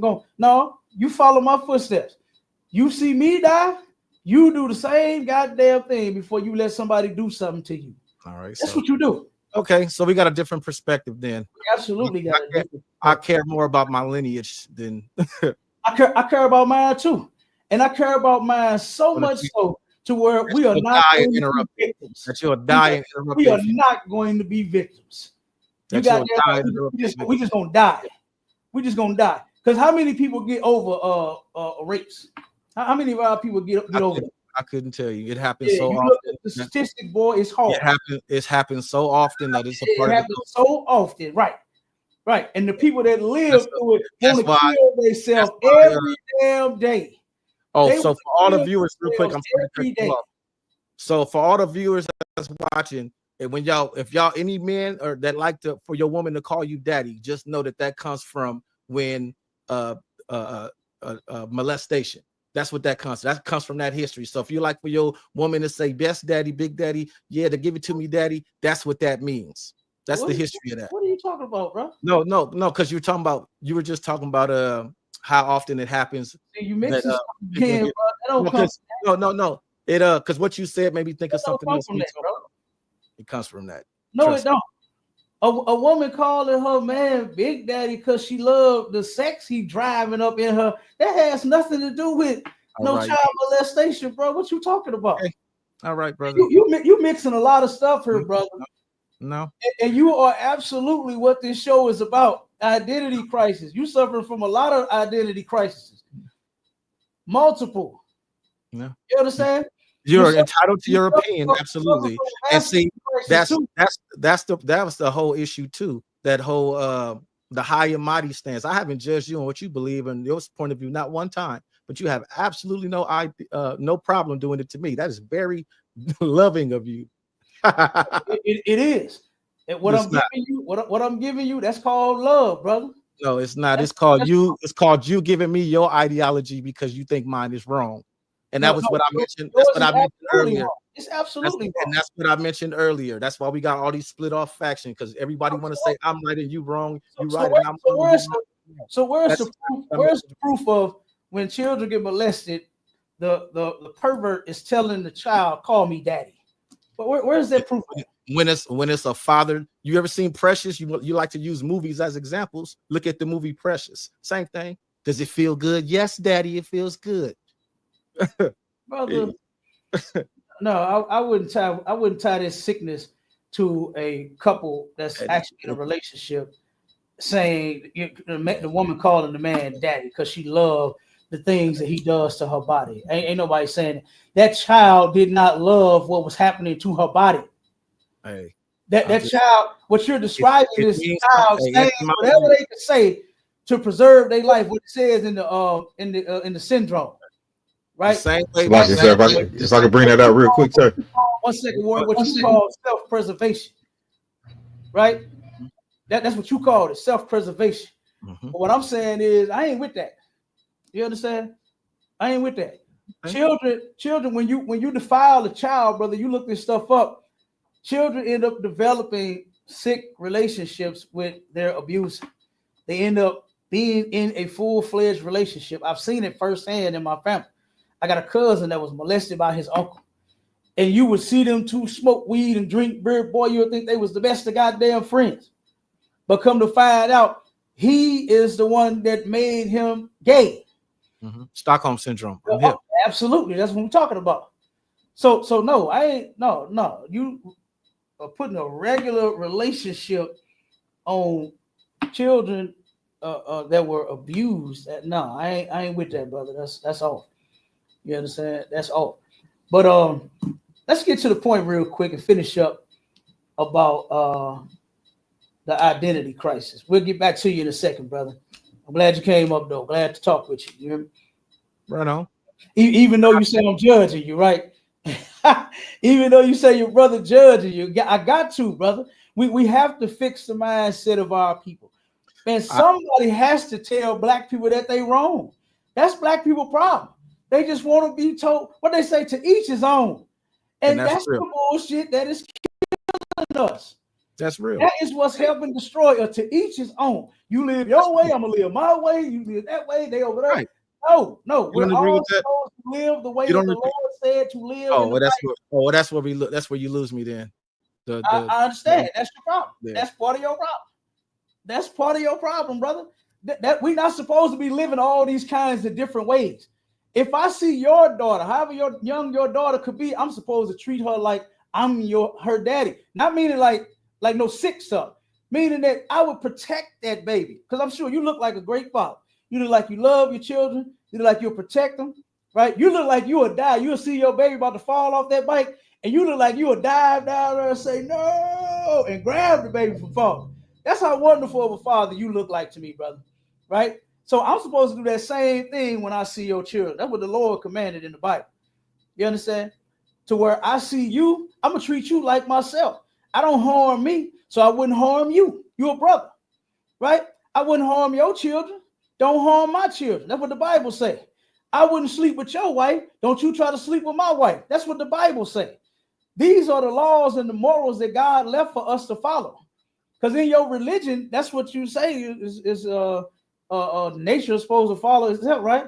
No. And how it go? Being a deist, is God created everything and everybody's supposed to like go for what they know or something? Or what is it? That's closer to it. Yeah, that's a whole. Oh, that's closer to. Oh, okay. Well, that's messed up then. Okay, I got you. That's messed up. That's the problem you got. Okay, but like I said, if we follow those rules, brother, think about what the black community would do, right? Think about the turnaround that it would make. I'm not supposed to sell drugs at all. Guess who else ain't supposed to sell drugs? You. Any other black man or black woman you see. That's against God's laws. So if we see a brother or sisters come and say, hey man, y'all got a rock? No, brother, what you doing, man? No, we don't sell drugs over here. Guess what? That crackhead would have the opportunity to get off the crack versus, oh shit, all right, how much you got? You understand? Instead of us serving him, okay? Instead of us turning around and taking, when the pimps was out there, right? All of the children glorified the pimps. Hey, mister, sure is a nice ride. Ooh, look at that coat. Ooh, look at that money. Not knowing that he had your mama out on the corner making him all the money that he bought the ride with. He got your mama out there. Now, if we turned around and treated each other like what the Bible said, is not to whore out our women, we wouldn't have that problem, brother. I can go on and on and on and on. Okay? You make your head spin.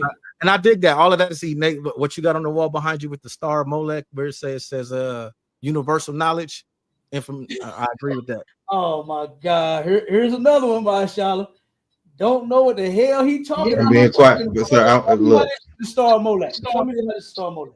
I don't know how that's a star of Molech. If he can explain it, if he can explain. Let me explain. Okay. How is it?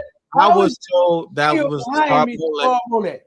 I was told it was the star of Molech by a set of brothers.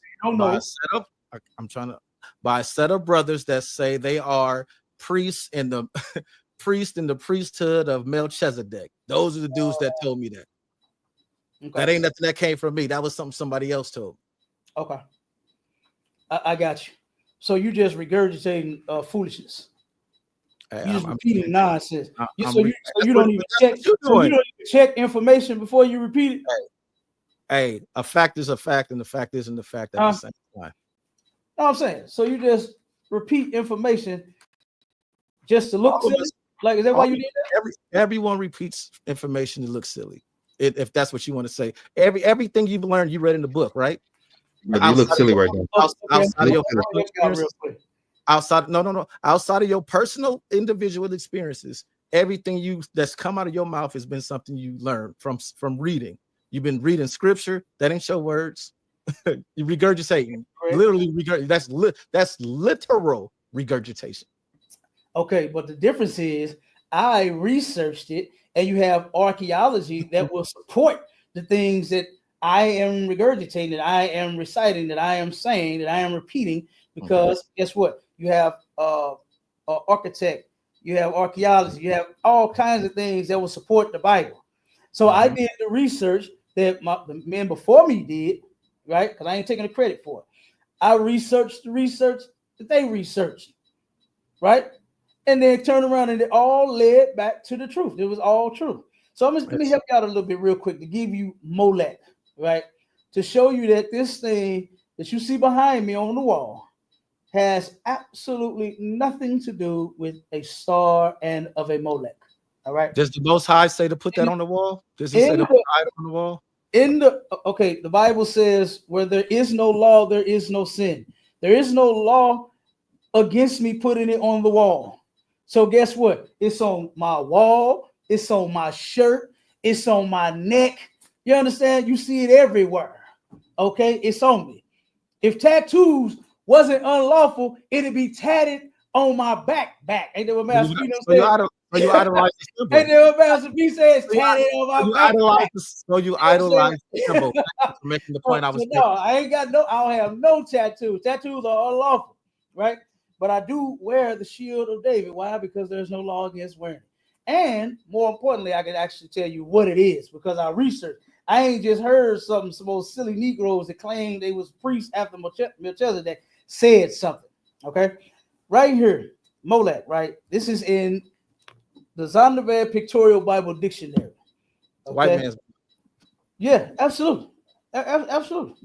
All right, they actually went and did some real research. They didn't just regurgitate foolishness that they heard somebody say. All right, it says this right here. It says it is a heathen god worshipped, especially by the Ammonites, with gruesome orgies in which little ones were sacrificed. So what happened was they was having orgies, you understand, defiling children. And this is what happened. It said, at least in some places, an image of the god was heated up. So it has an image, right? And the bodies of the children who had just been slain were placed in its arms. Now, let me ask you a question.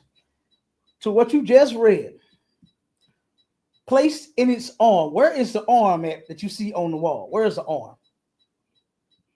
Or is the arm meaning the sculpture of a man? The arm could be anything in a poetic interpretation you can make. We ain't talking about poetic interpretation. This ain't poetic interpretation. What you just read was interpretation. It was beautiful. What you read, it was no, beautiful. This is not poetic interpretation. This is what they actually went and found out about the history of the Ammonites that worship this god. They still worship it to this day. It said the thing has arms. Now, is this some of these that I got right here? Or is it the thing that you see on the wall? I have no idea what mythology those people do. See, I will say you're so lost, you don't even get it. See, the difference Molech was a sculpture of a man. And the man was standing there like this some type of way, like Buddha, big fat ass, sits in those shops, legs crossed, and his arms sticking out. And they stick and hang money over the man's arm, and they put chains inside his palms. That's what that was like. A sculpture of a man, not what you see on my wall. So, brother, you are absolutely wrong. You've been wrong since you came up on the stage. I'm trying to help you out. Molech was a sculpture of a man, not this right here.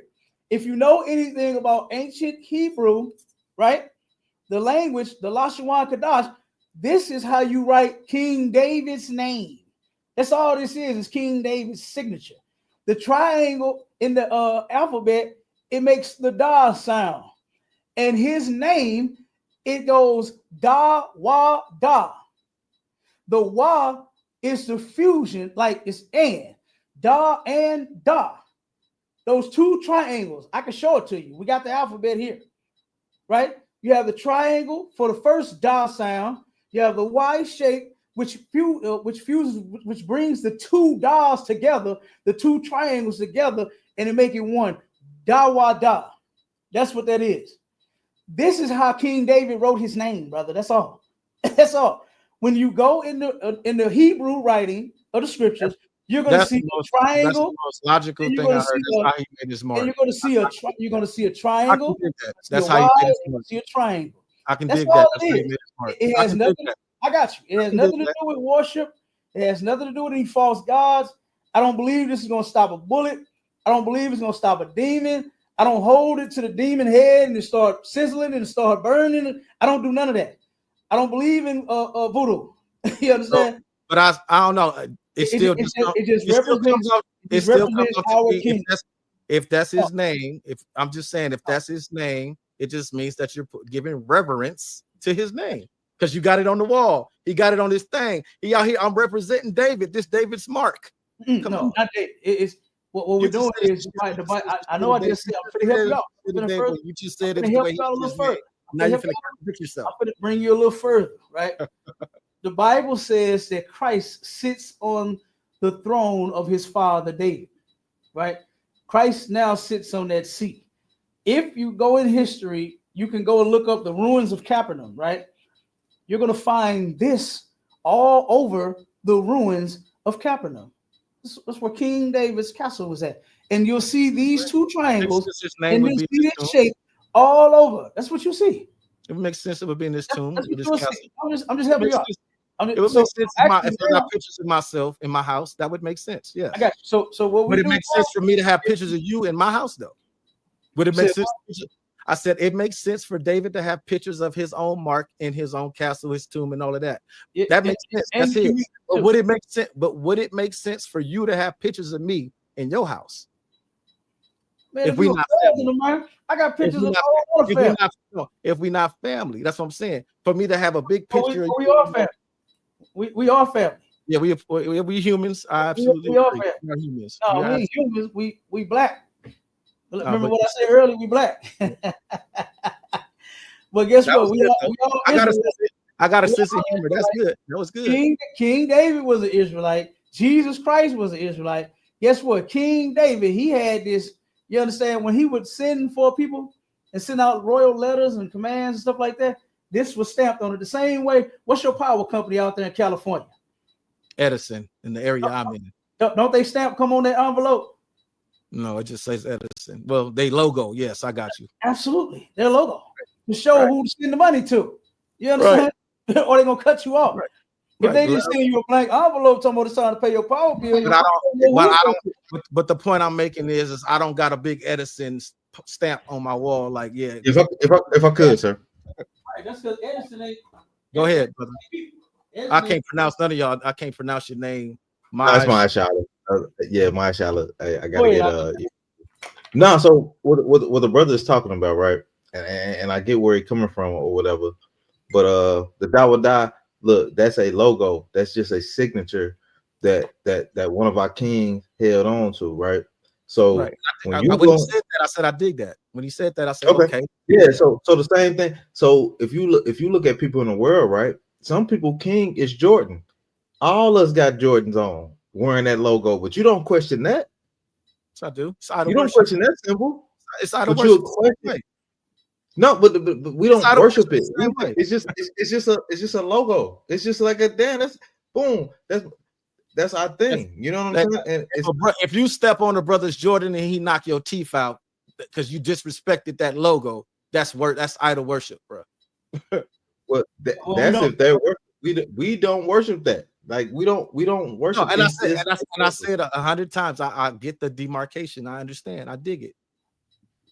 We don't you in the mouth for disrespect. Yeah, we don't we don't do that, bro. That's crazy. You know what I'm saying? Because the law we supposed to love our brothers, brother. We not it's a law to love your brother. Like that's a commandment, bro. You know what I'm saying? I'm not gonna punch a nigga in the face because he step on this or step on that. I'm gonna be like, damn, what's going on, brother? Everything all right? You good? You Tawab? You good? And then you'll have to start to break down what's going on with the brother. It's deeper than that, brother. Just because you see us with a fly head pieces, I know you see me with the fly head piece, or you see Cap with the fly head piece and all that. But like we're not at our people. We're just trying to wake our people up and tell them to come back to their own culture. Like the whole thing about the identity crisis in America, man, it's a crazy thing. We have an identity crisis. Everybody wants to be everything except a nigga. Everybody want to be everything. I said Just that be earlier. your own people. You say what? Go ahead, brother. Go ahead. You got it. I said that earlier. I absolutely agree with that statement. We all want to be. We want to branch off and say they got the Moors, they got the Kemet dudes, the Israelites, and the Aboriginal. It's 500,000. The list goes on. Right. All right. Okay. Cool. But what I was saying in the go ahead, brother. is that for me, and I say for me in particular, this is just the way I see it. I'm not saying this is what I think everybody should do. I just think that we should pay homage and reverence to the people that came before us, that went through the struggle and cultivated this culture that we have now. And it's different. Okay, Cap, if I could rock real quick, Cap, if you don't mind, sir. Go ahead, bro. All right. Khan. So, in your opinion, and off what you said, what do you think will be, if you can give me 3 things that could fix black people right now? You talking to me or him? No, I'm talking to you, sir. I'm talking to you. Three things that can fix black people right now. A magic wand, if you mean instantaneously. Brother, I'm asking you a question. Don't No. fluff it. Don't fluff nothing. No, Just because I think practical. I think practical to fix people right now. We would have to go back in the past and change 3 things, brother. I don't want you to run. So number one, education. Okay. Education. When I say education, I mean as far as fiscal understanding, investment programs, all of that. Now, not just regular education. A sense of community, whether that is however you want to define a sense of community. And a third thing. What would be the third thing that would fix black people? Ooh, it's hard, ain't it? It's hard, ain't it? I know. I know it's hard, brother. Yeah, it is. So here's the solution. Right.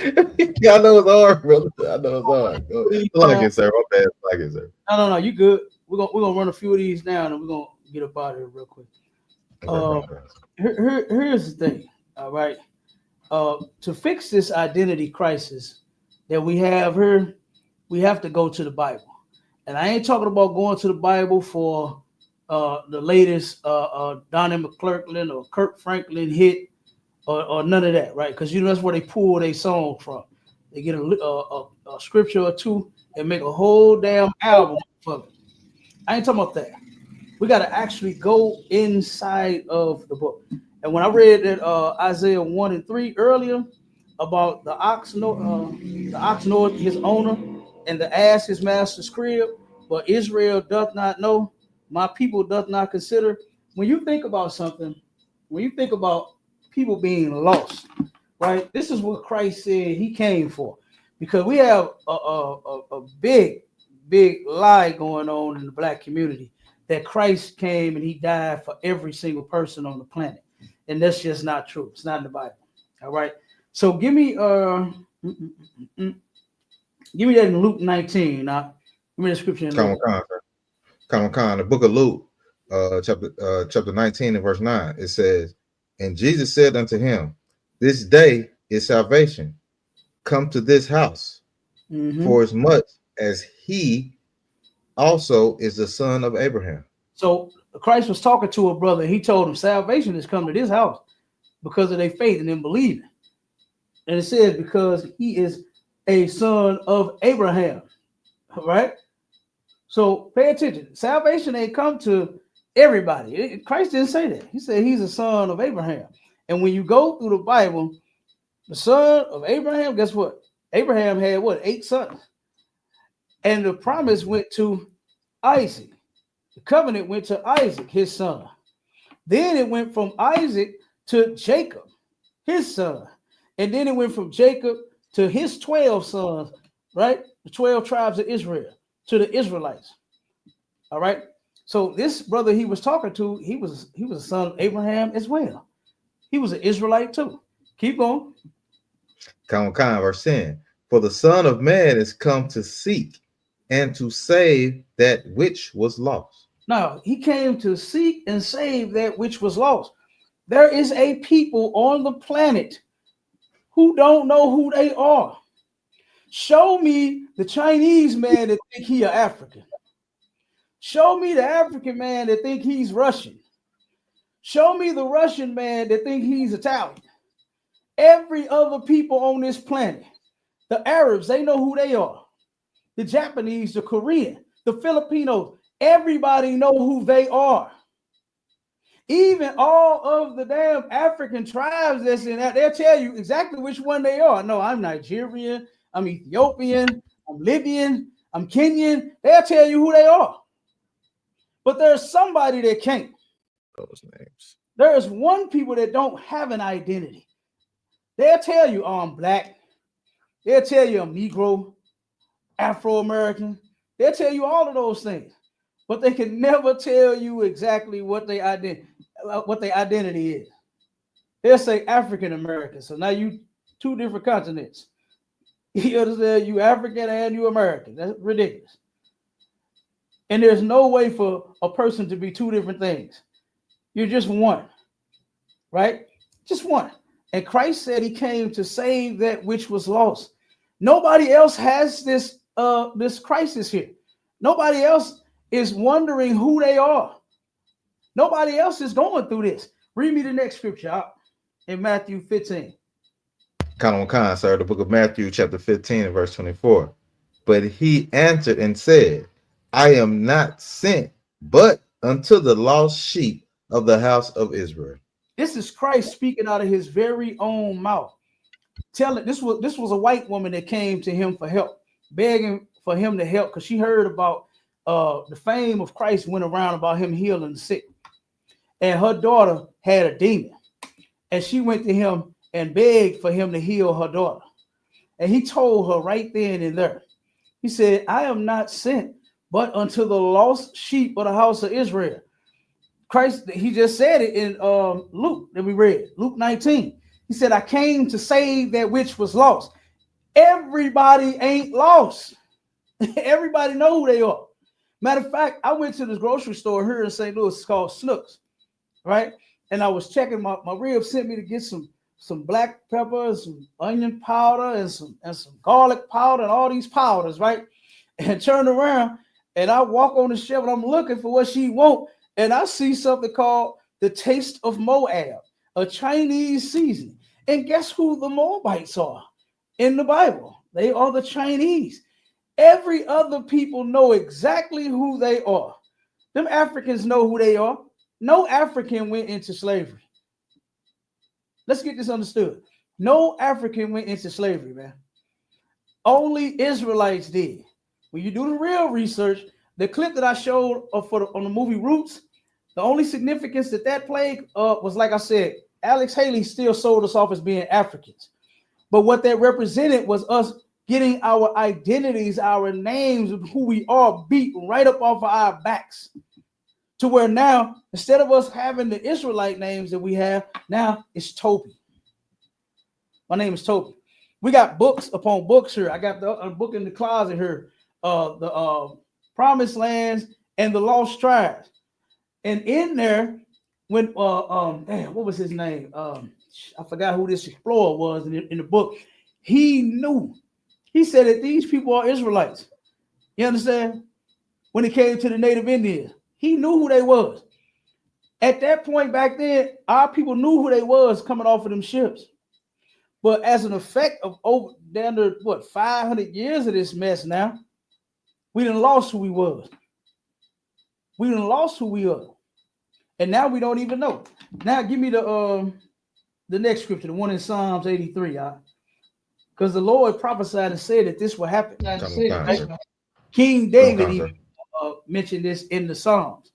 Go ahead. Khan, the book of Psalms, chapter 83 and verse 1. It says, a song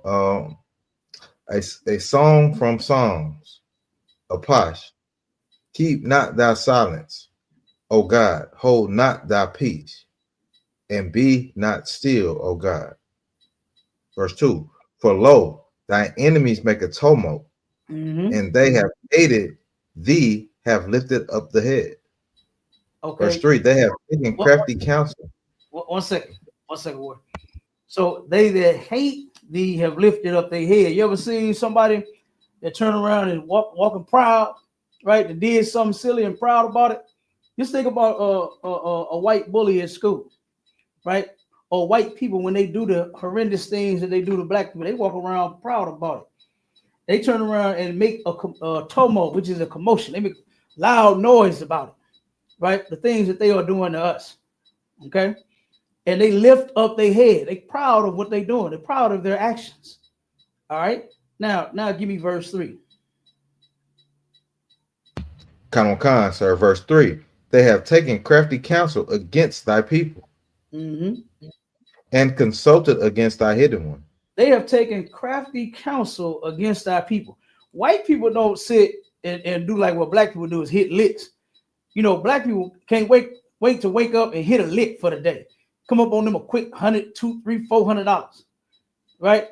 White folks sit back and plan on how to get them millions of dollars. They don't just wake up to hit no lick. They be sitting back planning for years. Culture. Say it again. That's the difference in culture. Absolutely. That's the difference in criminal too. You understand? The white man is a criminal. Okay. But he turned around and he sitting mapped out what he gonna do over the course of some years. Right? Like that nonsense that he did with Barack Obama had us believing that he was the first black president when Barack Obama said, no, I'm Kenyan. My father is from Kenya and I'm from Kenya. That's what he said. But here we go thinking that he is the first damn black president, but he's not. He's not our people. He told us to our face. But because he liked to drink beer and play basketball, they pushed him off as being a brother. Because he married to a black woman, they pushed him off as being a brother. Right? Then they tried to do the same thing with Kamala. This wasn't no coincidence, what they did. Trying to push this heathen. She's a white woman. Trying to push her off as her being our people, as if she's a black woman. That's a disgusting black woman at that, cooking and cleaning greens in a bathtub. That's nasty. I don't know. Cap. That was cap, and people felt. You know it was. I don't know no black. Listen, I know brothers and sisters, they sink don't work right, but they put a bucket up under that mug to catch the water so it won't go on the floor.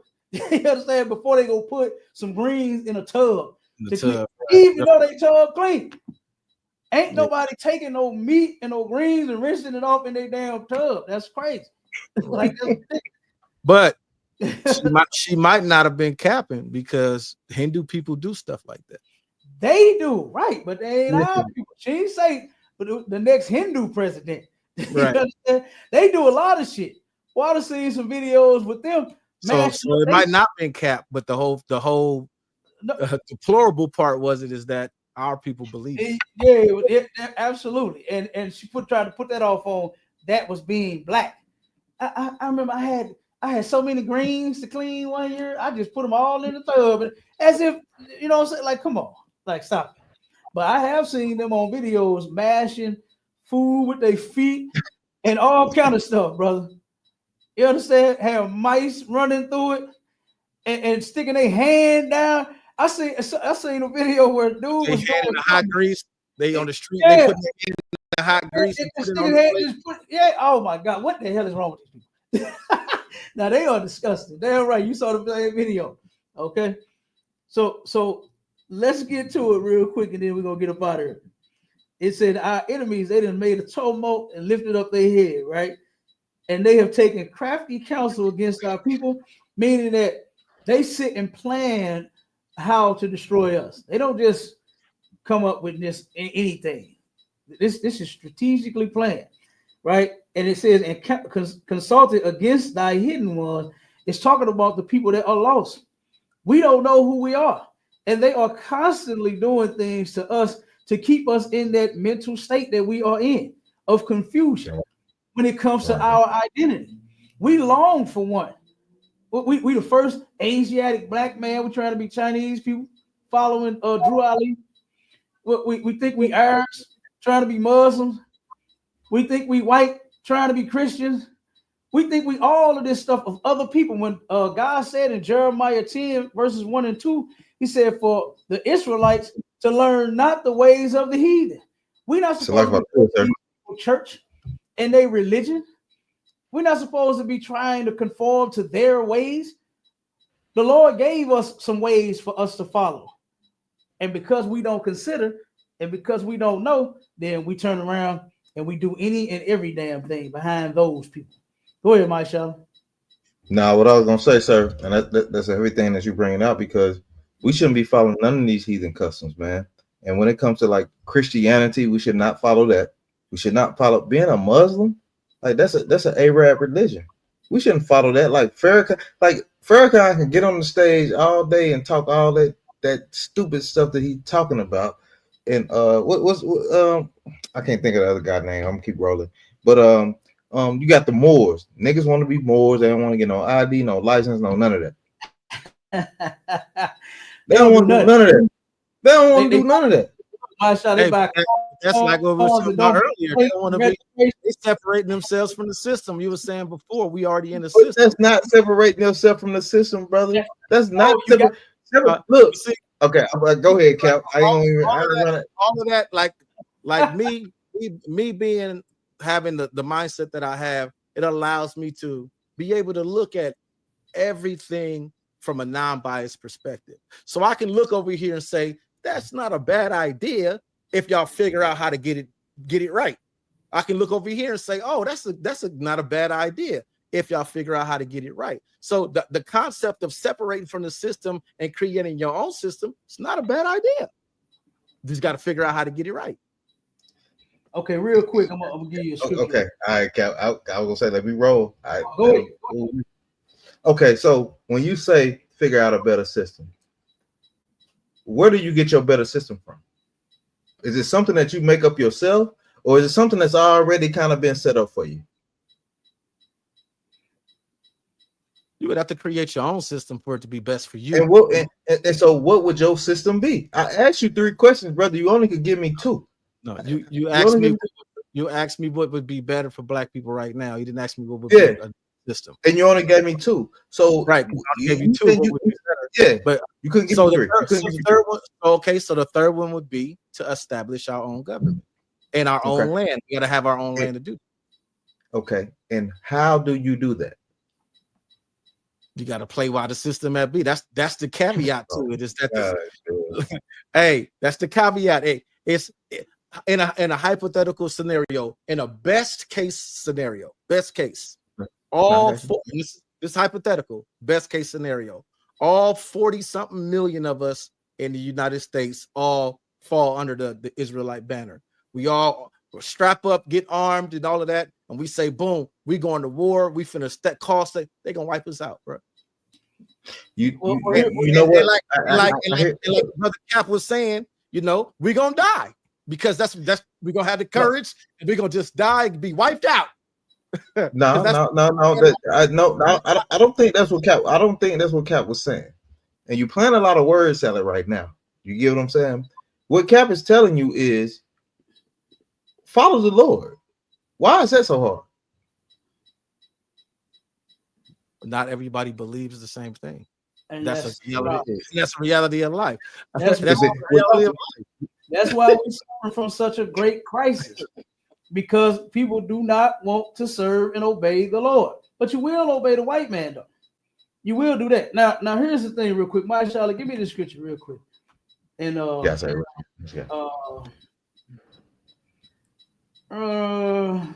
Mark 12 and 17. Mark 12 and 17. Real quick, what the brother was saying, that's a good idea.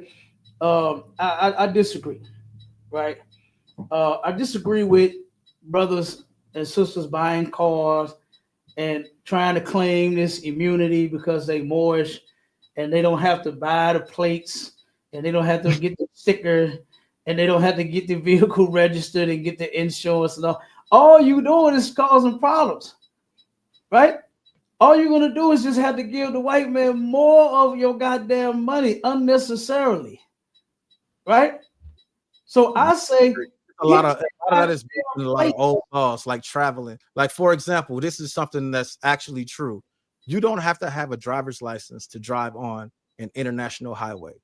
The minute you get off of that international highway, you now fall under the jurisdiction of the local PD, because and that's a real law.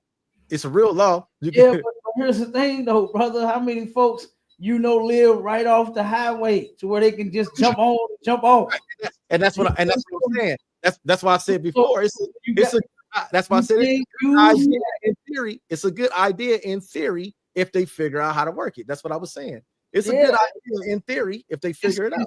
Instead of trying to work that foolishness, why not just get your plates, get your stickers, register your vehicle, get your insurance so you can drive wherever the fuck you want to?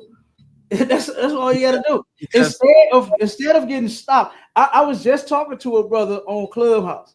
The brother was complaining about, because he a Moorish, you know what I'm saying?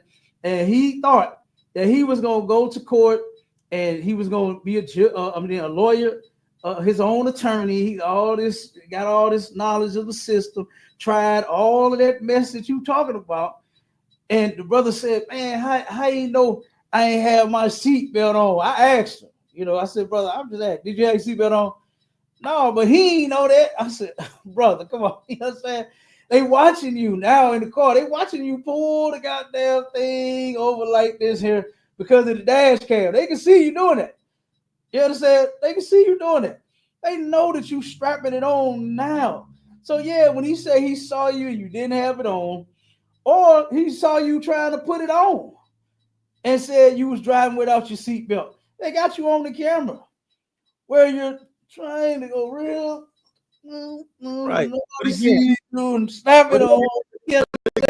So here's the thing, though. He didn't have his plates. He didn't have his insurance. He got tickets for all of that, and none of that more shit worked. None of that stuff worked for him. None of them IDs that he made of his own.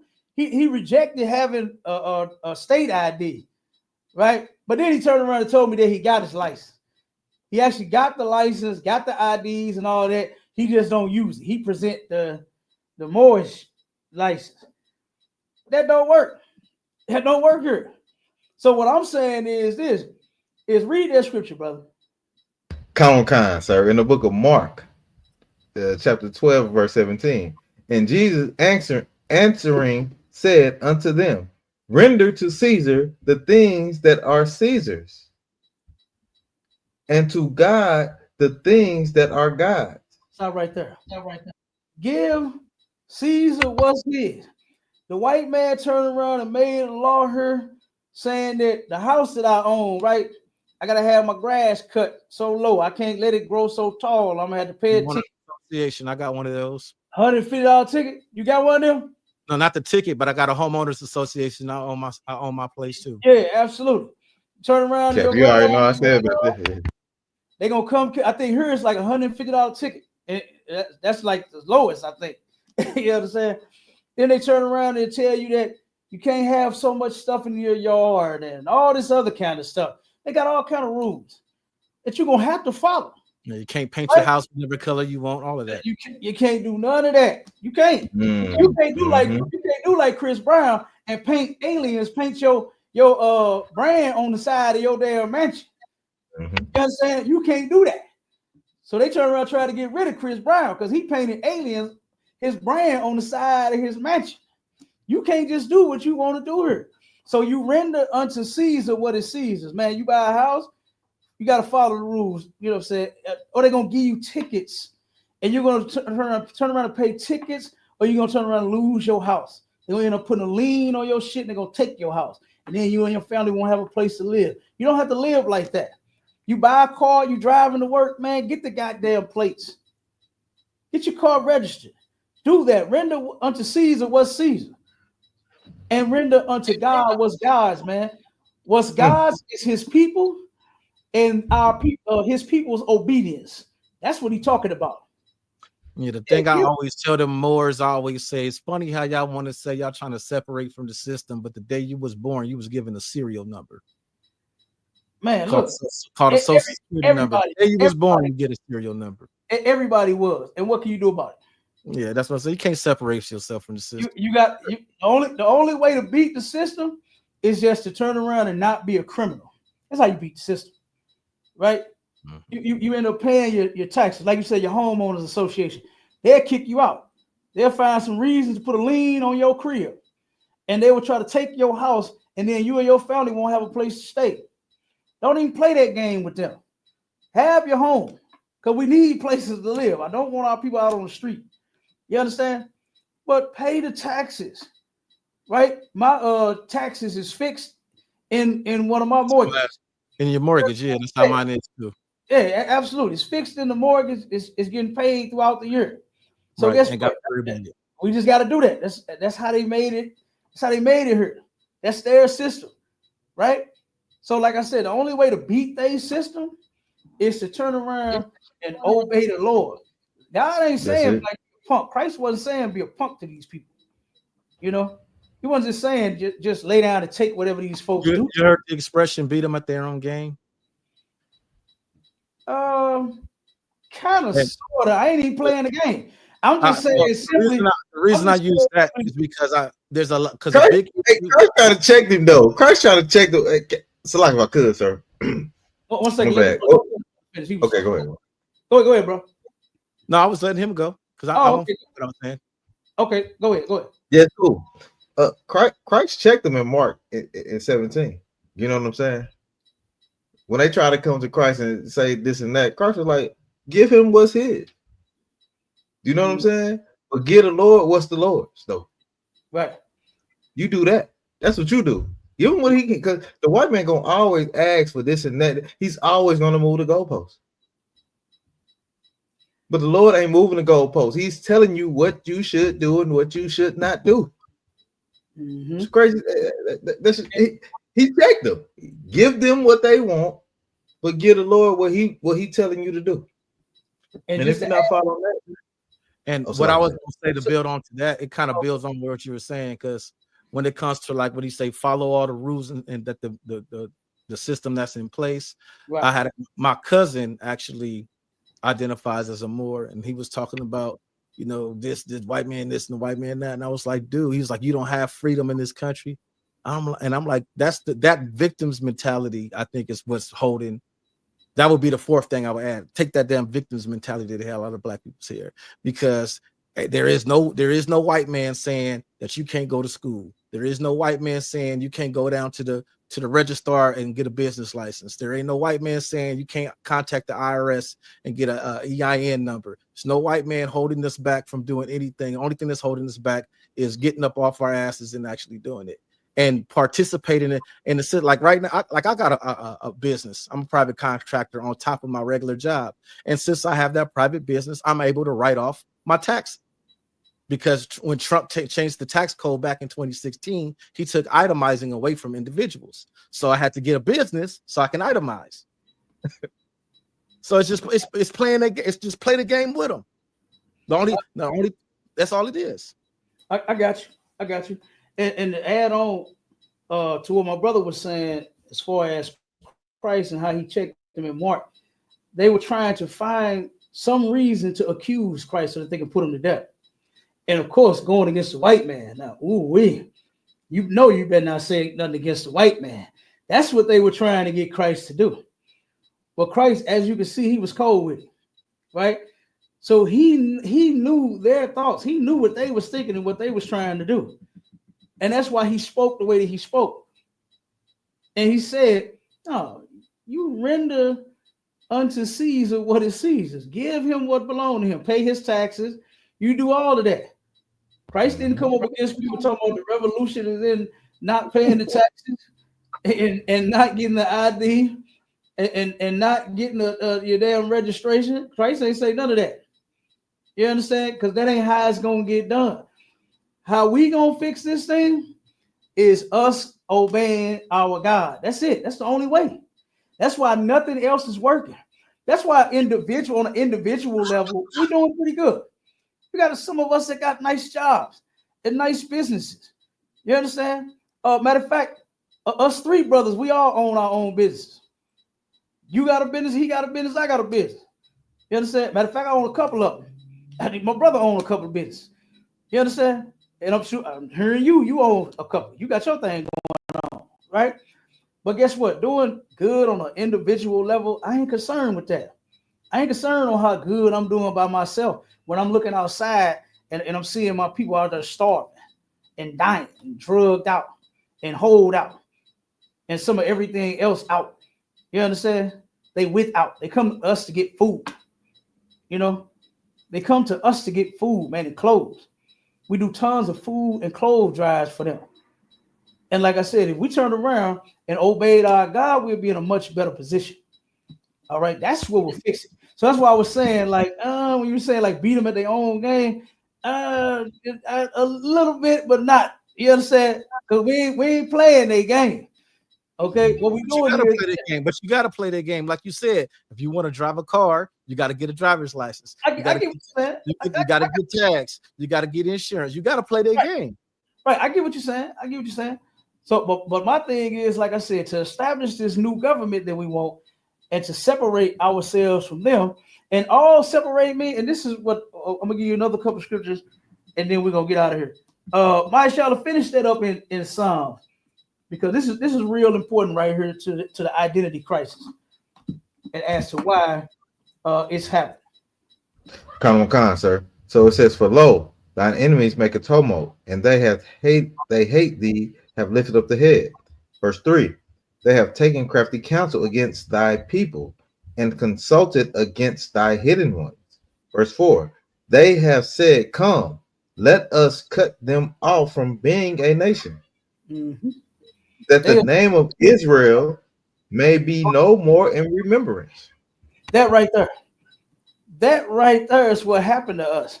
We don't even know that we Israelites.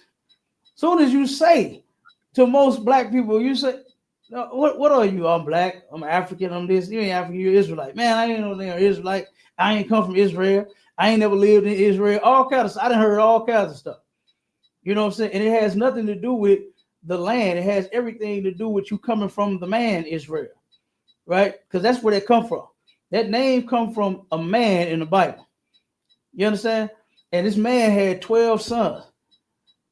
And now we are a whole bunch of people. It's a whole bunch of us now, right?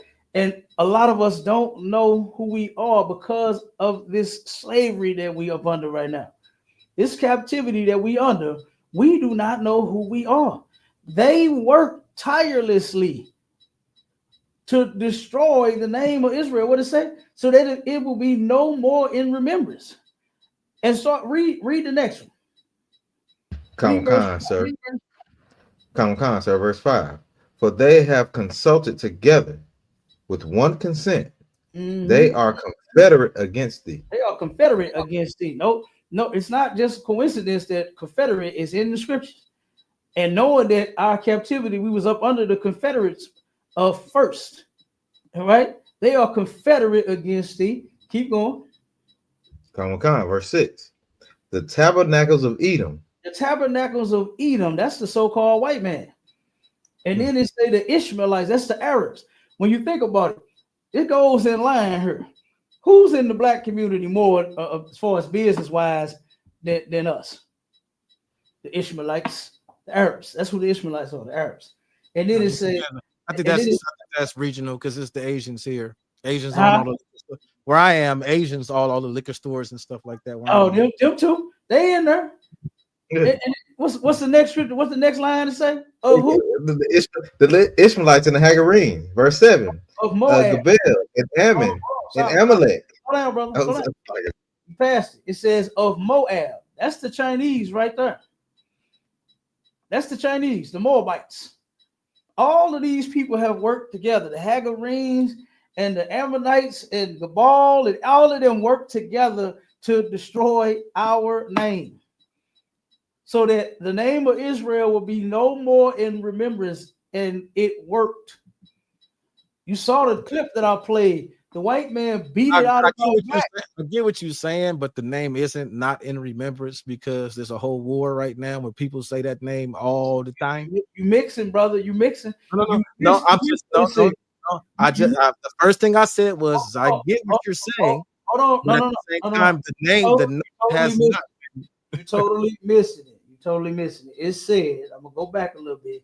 It said they have taken crafty counsel against thy people and consulted against thy hidden ones. And you got to understand this, brother. This ain't got shit to do with no war. The white man is claiming to be and Israeli. He's claiming to be the chosen people of God when he's not. So that war that him and the Palestinians are fighting, who cares? The point is What I this. was making is that the name is not forgotten. That's all I was saying. It says they have said, "Come, let us cut them off from being a nation." Not we gonna go to war over the little strip of land that we fighting for over there. I follow all of that. I agree. All of that I'm following. My only point was is that it says the name will be forgotten. The name has not been forgotten. That's all. That was my whole point. It has, and you're not understanding. It says, "And let us cut them off from being a nation, that the name of Israel be no more in remembrance." Not that the land is there and they're fighting over, the imposters are fighting over the land. The remembrance is right here with us. When we go and apply for a job, what do we put on the application that we are? Other. That's what I put. We put Black or African American. Now that you are this, you put down other. You're different, right? You're different. You're special from other Black people, right? But the majority of us is putting down what? I even know some Black people talking about they putting down white, hoping that they get the job. Negro, when you walk in there, when your Black ass walk in there, they gonna tell you, "Oh, I'm sorry, that position has already been filled." You understand? No, my name is Timothy Kelly. So I'd been 100 interviews when it showed up and been Black, and they're like, "Oh." Exactly. They thought you was white, but I'm saying don't put it down there that you white. I'm talking about for them. The ones that write it down there and say that they ain't white, it ain't gonna work.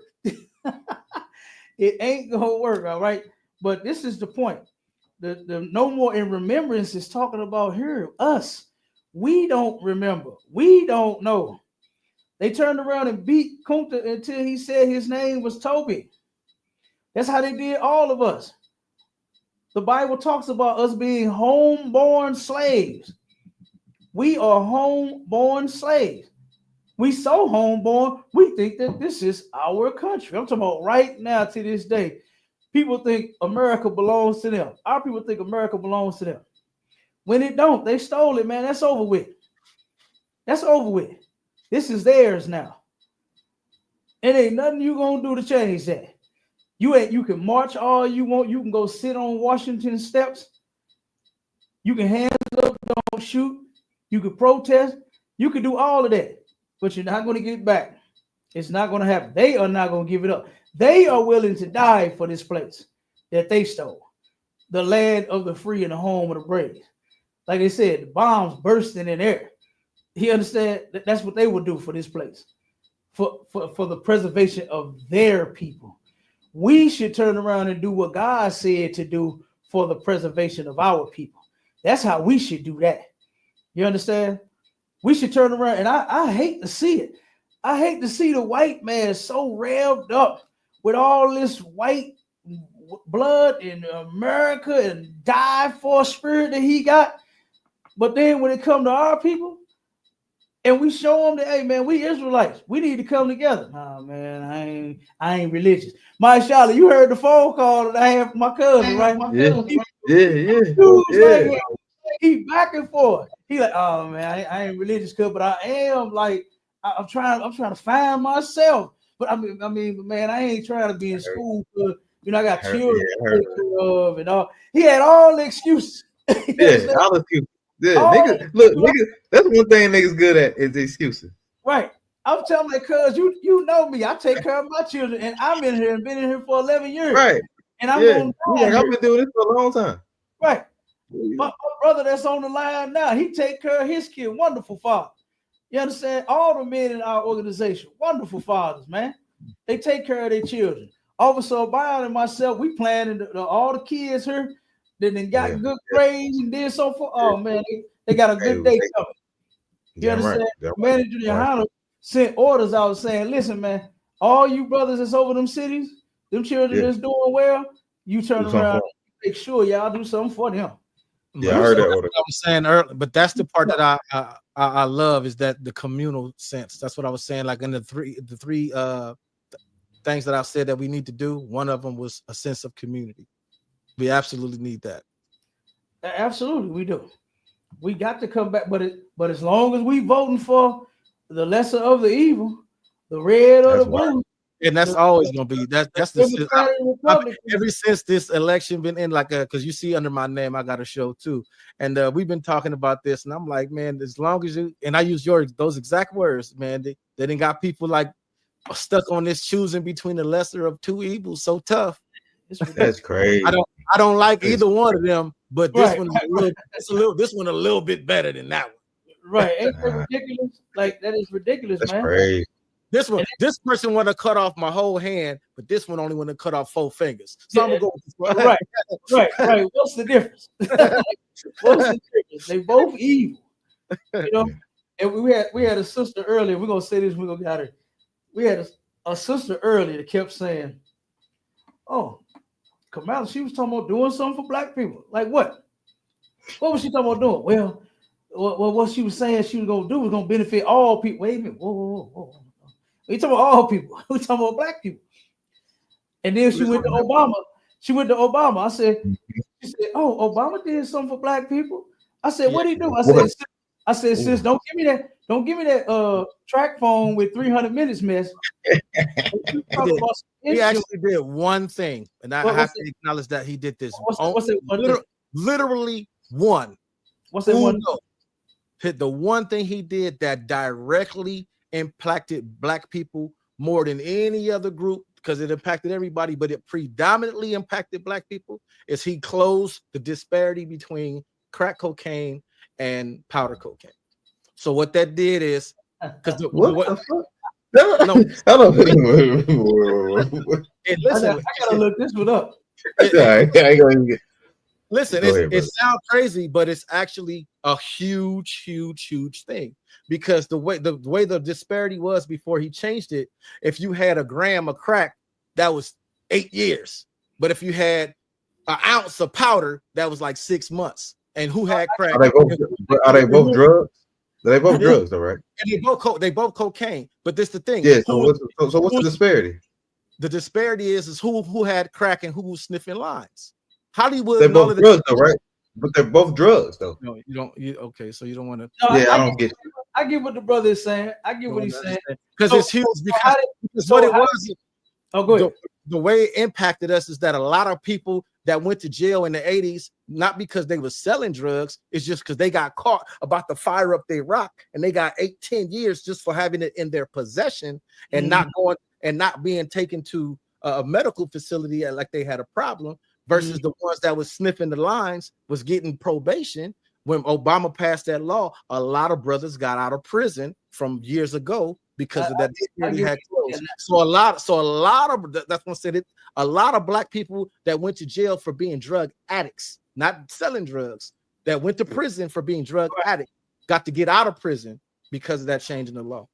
Right, I get what you're saying, but guess what? God has a law even better than that. Right. How about just say no? That's in the Bible. Yeah. You understand? If we get off of crack, period, guess what? They will have to plant it on us, like what they oftentimes do, right? And then we should go to jail and then turn around, because you're going in. They say they got found crack on you, they're going to send you to jail. And you should maintain your innocence until the day you possibly could get out, because they're often going back and revamping cases.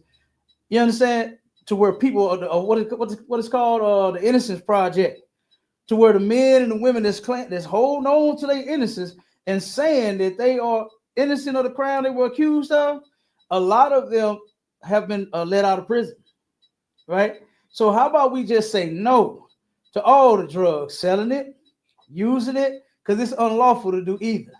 It's unlawful to sell drugs to our people, and it's unlawful to use drugs, right? As God's chosen people. Right. Ideally, but realistically, is what it is. Yeah.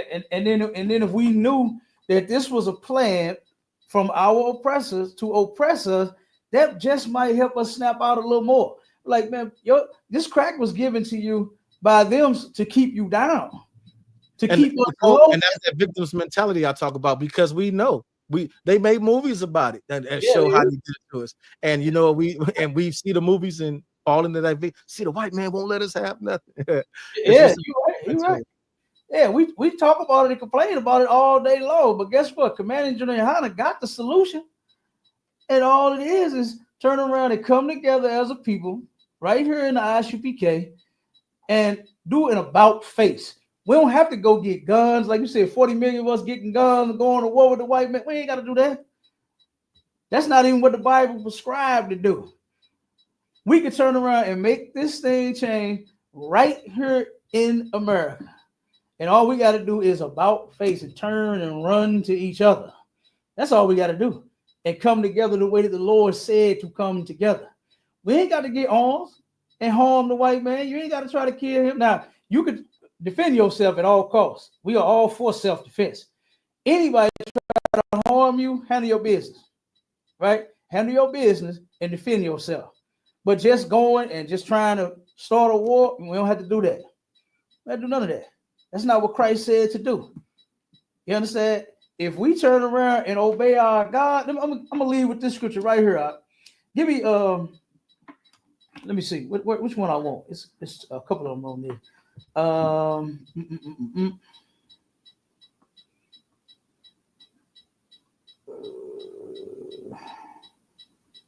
Hold on one second. I think it is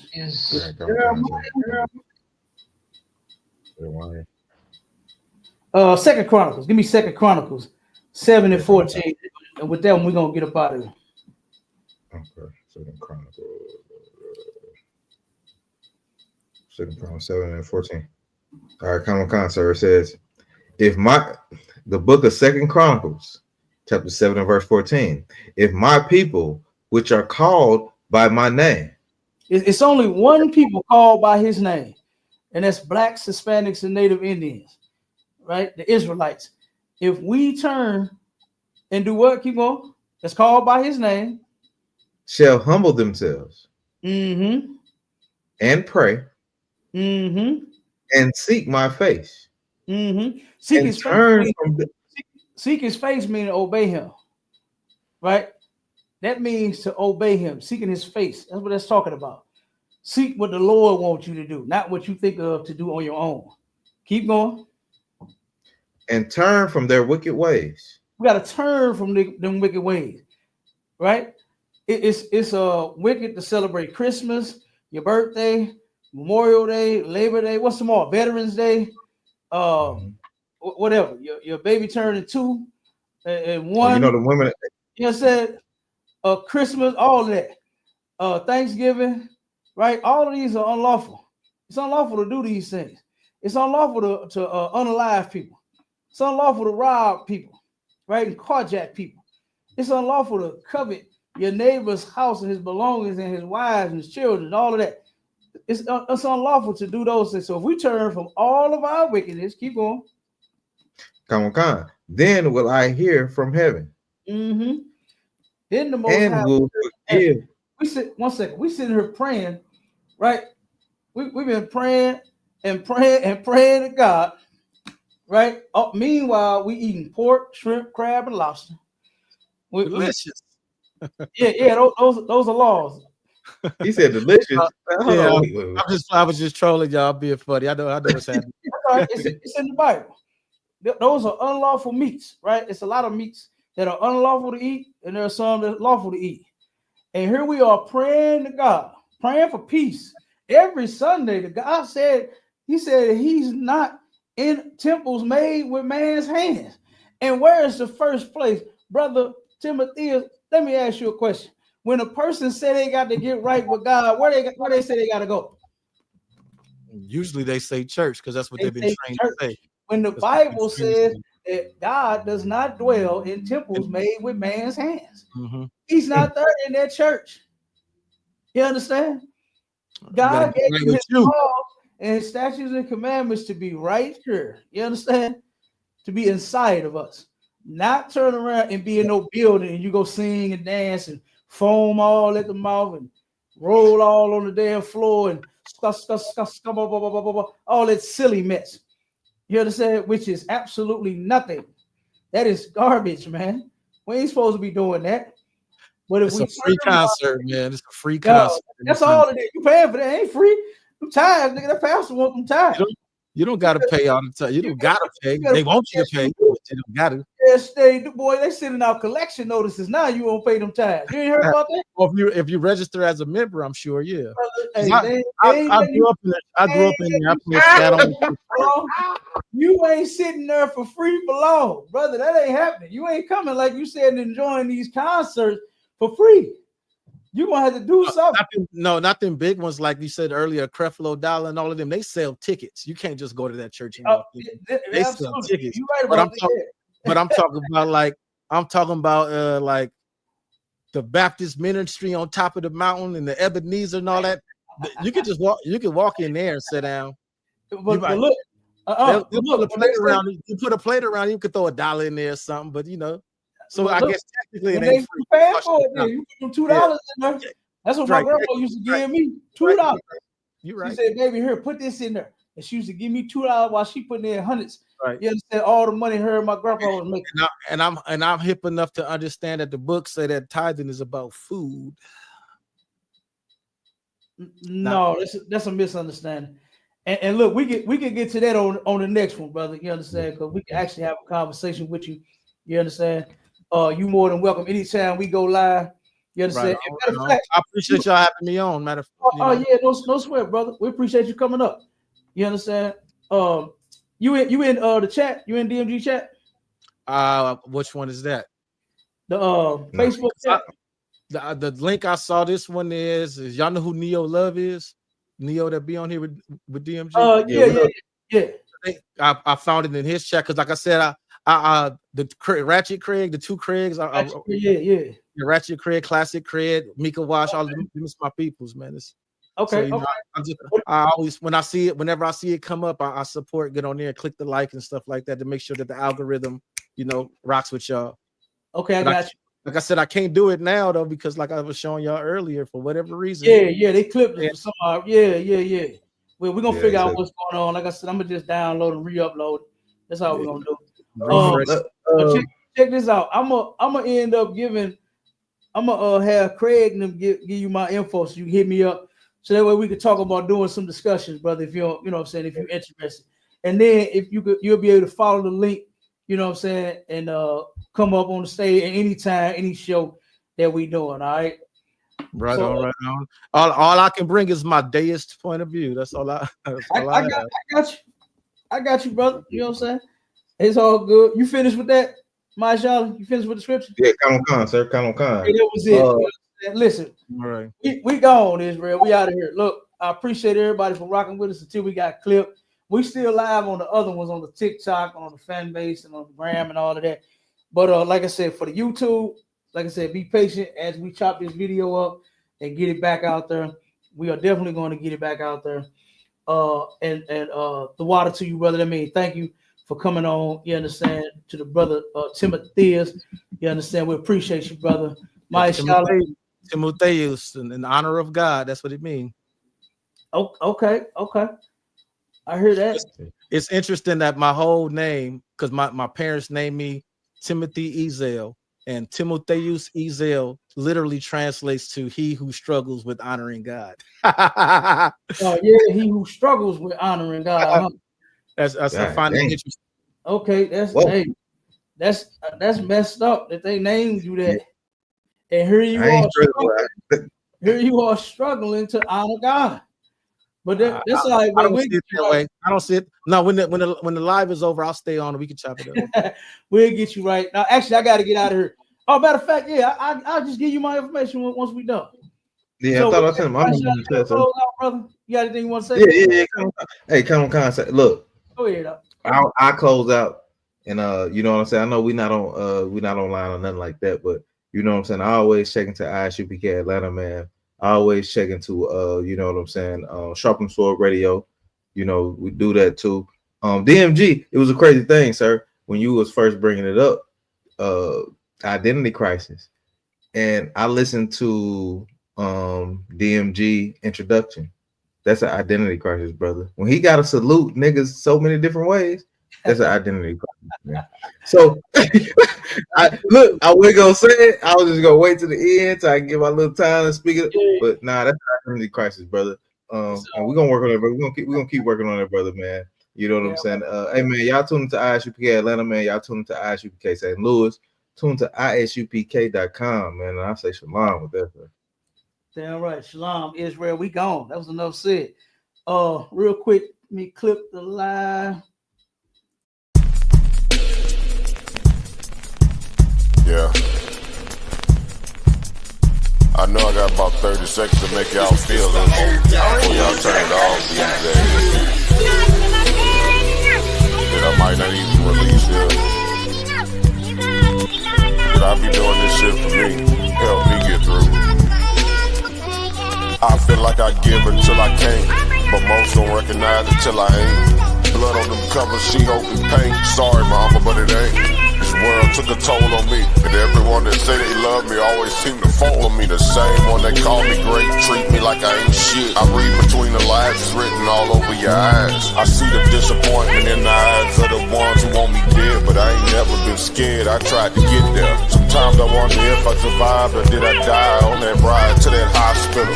Demons all around me, I am not mental. This game of life, it is not simple. Last time I was happy, I was popping